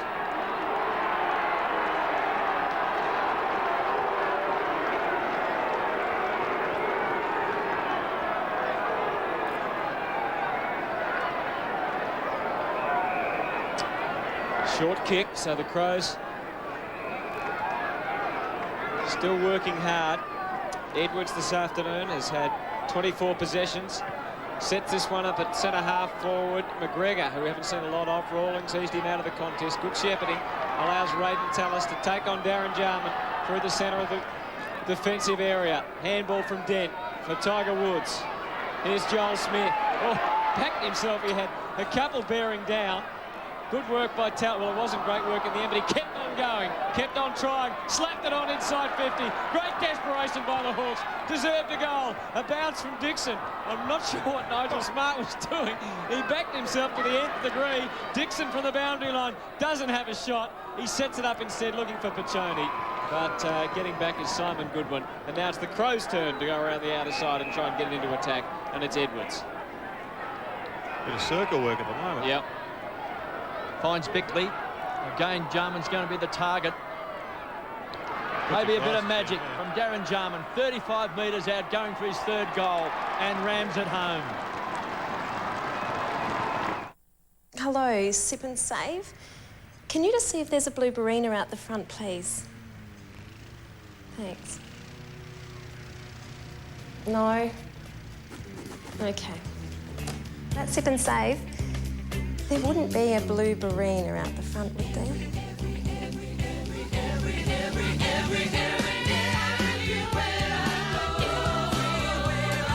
Hello, Sip and Save.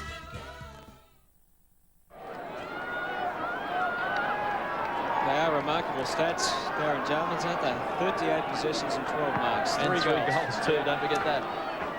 Well, Clark and Ren have done it again in the middle. This is Woods. Goes back for Boyar. A couple of Crows bearing down, and the hand pass missed the target. Burton a fumble though. Harford, he also slipped over just for a change. Burton, Tallis was harassing him. Crows with numbers here. McGregor feeding it out. Rashudo over the top. Scher. Good kick from Scher. And finds Darren Jarman in the forward pocket. Possession number 39 coming up for Darren Jarman. They haven't quite isolated him at full forward, have they, Jared? He's been across the forward line. Yes. They haven't quite just isolated him as a full forward inside 50. Almost had the roving commission, starting from full forward, but he hasn't missed too many of those. From John Barker's pocket, he's just missed that to the right, I think. Yes, he has. So the margin now stands at 20. We've got 2.5 minutes remaining in this match from Launceston. York Park, 17,460 people. Dent takes the mark in the back pocket. There'll be a lot of disappointed kids at show and tell tomorrow in Launceston, because one will go to school thinking he's the only kid with a brand new footy. 4 of his mates are going to have one. Tallis has got it on the half-back flank. Crowd on a lead. It's been ignored. Looks like he's going to hug the boundary. Thompson in front. And a good mark taken by Bow. Shown a bit, KB. Bound, first game of today. A couple of marks. It's a likely type. To centre-half forward, he's kicking. Leaves a bit to be desired, but here's McGregor. It's had little impact on the game. Spent a lot of time on the interchange bench. They've got the numbers. Welsh from 45 metres out. Jarman with a shove, couldn't take it, and forced through for behind. Some good body work there by Jarman, just couldn't capitalise. 16-8, 104 the Hawks, 11-19-85 the Crows. They trail by 19 points as Tallis pumps the ball wide and finds Joel Smith. That's a good grab. And a much improved player playing at halfback. Hawks happy just to erode the last remaining minute and a half of this match. It's a remarkable statistic given the calibre of their premiership sides through the last few decades. That this is the first time in their history they've won the opening 6 matches. Harford in no hurry. We've had some of the greatest sides. Yep.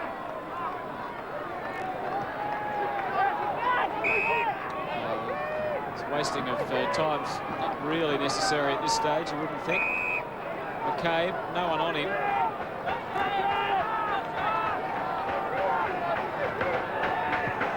Got it. deserved too. McLeod read it well. He did read it well, and he's kicked a beautiful kick and slotted it through. And Andrew McLeod finishes the day with 4. He's a dynamo, Andrew McLeod. Unfortunately, it matters little, but it was a great piece of play, and there'll be few players in the league with his athleticism that can do that sort of interception, and the finish was first class. And if there's one area where the Hawks may be susceptible as the pressure goes up in a final, and that is the midfield skill. They've got a number of players that have gone up a notch, and their work rate is quite exceptional, except they've still got about 3 or 4 players through the middle of the ground and coming off that half-back line are just a little bit susceptible in the delivery department. Time is going to beat the Crows. They trail by 13 points, 16-8, 104 to 12-19, 91. 4 goals to McLeod, 3 to Darren Jarman today. But the Hawks are going to win 6 on the trot. Best in their club's history. McGregor is going to pump this ball long. They're not going down without a fight. Long bomb. Burton gives a shove out. Graham should have got a free kick. Wins the crumb, finds Harford. That was one of the most obvious push in the back you'd ever likely to see. Dixon across half-back on the stretch has got it. As the time clock ticks away, they'll count it down. 4, 3, 2, 1. The siren will sound, and the Hawks have won at York Park. 16-8, 104. They've won by 13 points, defeating the Adelaide Crows, 12-19, 91. Well, terrific win in the end by the Hawks. The Crows certainly paid the price for inaccurate kicking. 12-19-91 to 16-8-104. But the Hawks 6 wins in a row, and they are a pretty happy team at Hawthorn at the moment.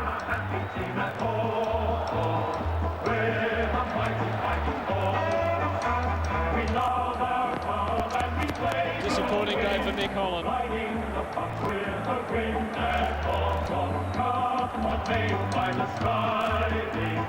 Teamwork is the thing that calls.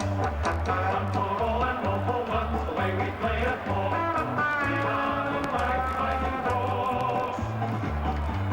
Let's get down to Dipper. Yeah, thanks very much, Anthony. Well, Jade, you finally won the game, but a bit of a tough game at the end of the day. Yeah, well, as we always expected at Dipper, we got a really good second quarter, and I think we just got to be casual with our skill level, as it showed through quarter 3 and 4, but still you got to win games, and that's what we came down here to do. So 6 and 0, and that's a pretty good start for us. Yeah, fantastic. Look, I was a bit critical about the players wearing moulder soles out here. A lot of players slipping. Yeah, I was one of them, Dick.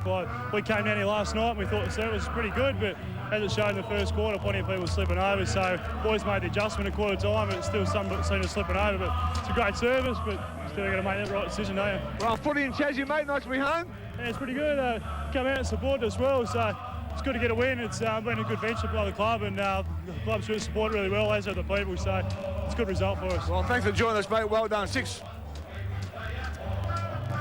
Yeah, 6 in a row for the Hawks. Jade Rawlings, a really accomplished defender these days in the AFL. And the Hawks just paying homage to their supporters, the cheer squad, and some of their supporters that have made the trip down to Tasmania, and also some of the local support for the Hawks. The Adelaide Crows, after winning 2 matches going in today, will be disappointed, particularly with their conversion. They make the most of their opportunities. They kick 12-19, and the Hawks 16-8. Where you can meet the Hawthorn players and enjoy the celebrations. Hawthorn members, just a the Hawks making their way off the ground. Non-members, $5. Daniel Harford had 26 possessions today. Joel Smith had 23. Crawford 19. Daniel Chick 16. Ben Dixon 22. Glenn Bowyer 23 possessions. And Tony Woods 26 possessions. And for the Crows, Darren Jarman 27 kicks, 12 handballs, 13 marks, 3 goals, 1. Tyson Edwards 26 possessions. McLeod 4 goals, 2 and 21 possessions. And Luke McCabe in game number 100 is chaired off by the Hawks. He had 13 possessions and 5 marks. So a great day for Luke McCabe. And a good one for Sean Wren too, who played his old team. And the Hawks 6 and 0 at this stage of the year, and certainly on top of the AFL ladder.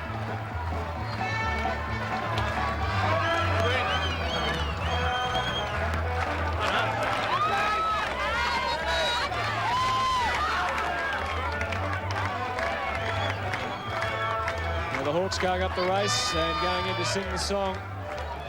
3 goals for John Barker, 2 each to Crawford, Chick, Dixon and Crode. Singles to Paccioni, Lord, Rawlings, Vandenberg and Thompson. And for the Adelaide Crows, we mentioned 4 goals to McLeod, 3 goals to Jarman, 2 goals to Benke, singles to Goodwin, Rasciuto and Welsh. Here's the Hawks down in the rooms.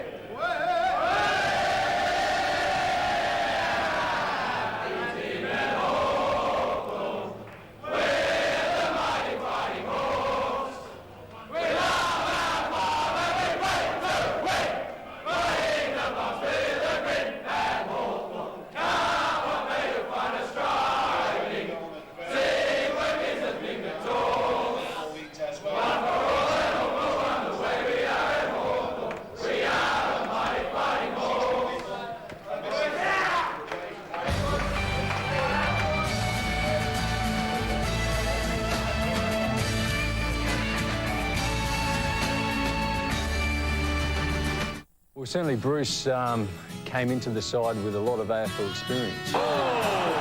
There's no doubt that the younger players looked up to the senior players. We were playing Essendon at Windy Hill. I remember Bruce being knocked out cold. It left us with a major hole in our defence. I always felt that Bruce was pretty well renowned for his ability to use the ball long. For such a hard worker. A journalist that has AFL experience is respected by the players. The Mitsubishi VRX is the quickest Magna ever.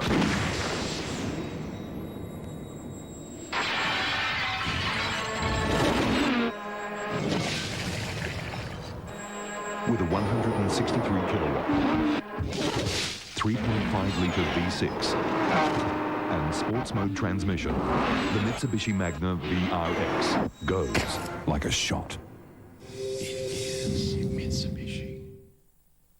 Hello, Sip and Save. Can you just see if there's a blue Barina out the front, please? Thanks.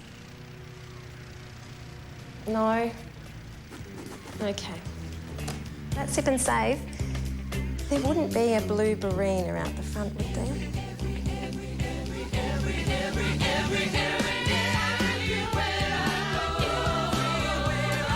Hello, Sip and Save. You meet people and it's like, so what do you do? You say, like, I'm a plumber. And they go, yeah, cool, you know. And then if I say I'm actually in the army as well, and they've trained me and that, they don't understand that there's plumbers, electricians, carpenters. I mean, we've got enough people in this squadron to build a town from scratch. Went to Bulla to help with new buildings and new sewage systems, water and electricity. How can you not feel good about doing your job and you're just doing it normally? You're not doing anything special, but to know that it's helping other people.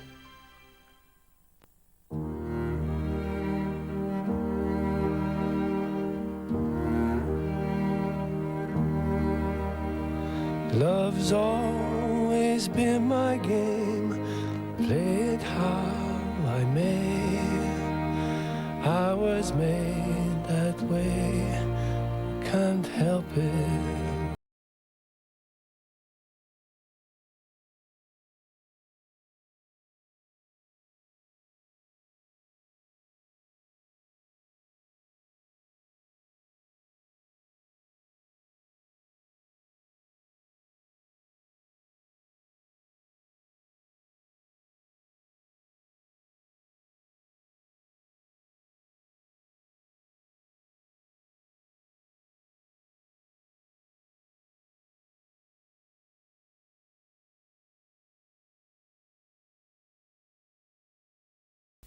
All South Australians should be proud of the international success of Penfolds Grange, and now it's been officially recognised by the National Trust on the Bank SA Heritage Icons list.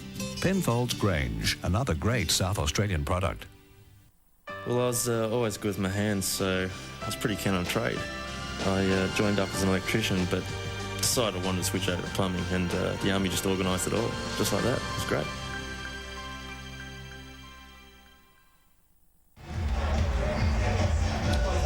Been a great day down here in Launceston. Hawthorn particularly 16-8-104, defeating Adelaide 12-19-91. And I can tell you that the PA is still working loud and clear down here at York Park. Well, two other matches today. Essendon and the West Coast Eagles is one of them from Colonial Stadium. Let's have a look at some of the highlights of the second half. Alessio then to get it to Barnard. Just a little toe poke at the second attempt. Peveril leads in this race once again. He's got a bit of dash about him. Swings back onto the left foot and spears a pass. Yeah, that's excellent play. Lloyd for number 5. 42 metres out. No problems. Hardwick, Alessio, Wellman, they're all there and they all combine. Up towards Rioli. Just plucks it out of the air.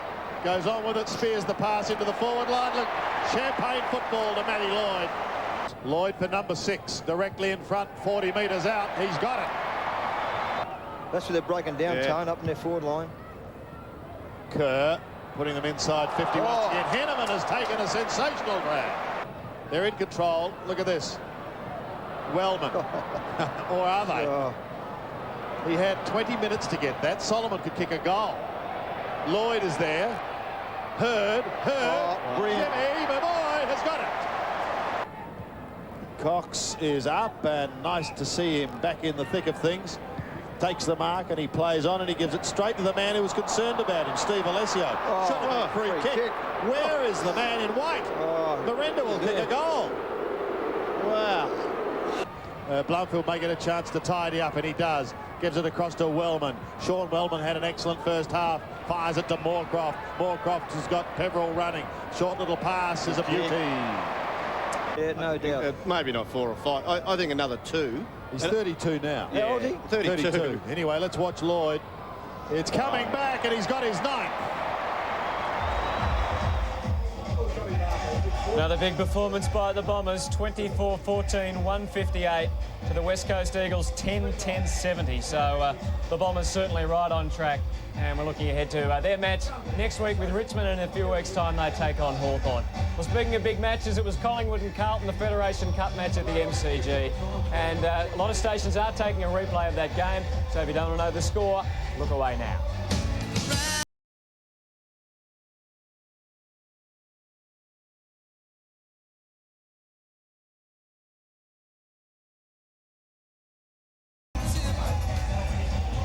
That is a progressive score, of course. Now, keep turning to our match, Gerard, and, well, I guess in the end it was that second quarter burst at the start by the Hawks and the inaccuracy of the Crows. I think primarily the inaccuracy of the Crows will what be haunting Gary Ayres and his match committee and the players as they make the long trip back to Adelaide, because I think when you're kicking so poorly, it not only hurts you on the scoreboard, it also hurts you in spirit, and they did particularly well to fight back in the second term, but I think essentially they were just too far behind. Hawthorn, well, they played like a side that had won 5 in a row. They just did enough to win, but when they got far enough in front, they threw the foot on the brake and just lost that ability for the unselfish running, and they got themselves far enough in front to suggest that they always had the measure of Adelaide, but they weren't able at any stage to bury them. What about the future for the Crows then? Well, it's certainly looking a lot brighter than it did some 2 weeks ago. They take on Fremantle at Footy Park next week, and whilst Fremantle have been pushing most sides, they haven't been able to win. So I think Gary Ayres will be well pleased with the work rate of his side today. They bombed a little bit too often straight into the hands of the flooding defence of Hawthorn, but back home at Footy Park they're going to be difficult to see Fremantle knocking them off. So, you know, they'll get back to 3 wins hopefully for them this time next week. Do you think that coaches looking at the tape today, or scouts that were here, would have learned anything about how to go about beating Hawthorn? Well, I think most sides would know now that they just don't give a lot of contest through the middle of the ground. Once they lose the ball in their forward line, they head back pretty quickly, and there may be some moves just to try and destabilise them and put some more pressure running through the middle of the ground. But having a look at the numbers, well, they don't tell you all that much these days in comparison to what finishes up on the scoreboard. Centre breaks 14-13, relatively even right throughout. But Hawthorn just did a lot more with the ball in front of goal. That was the statistic that counted. How'd you go with the votes today? Did Darren Jarman slip in there? He did. In fact, 40-odd possessions with 3 goals as well. He wins the medal for the best player down here, which is just being announced, much to the joy, it seems, of all the Hawthorn supporters that are gathered here. But I thought Darren Jarman, a former Hawthorn champion, was best. Ben Dixon and Tony Woods, good players for the Hawks. So the Crows not able to get over the Hawks here at York Park. The Hawks are stretching down, and we'll take a break and be back shortly at York Park.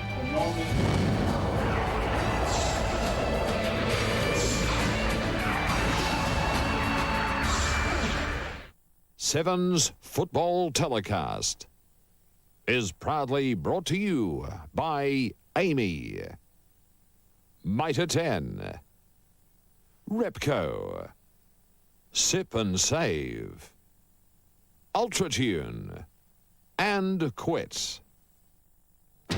This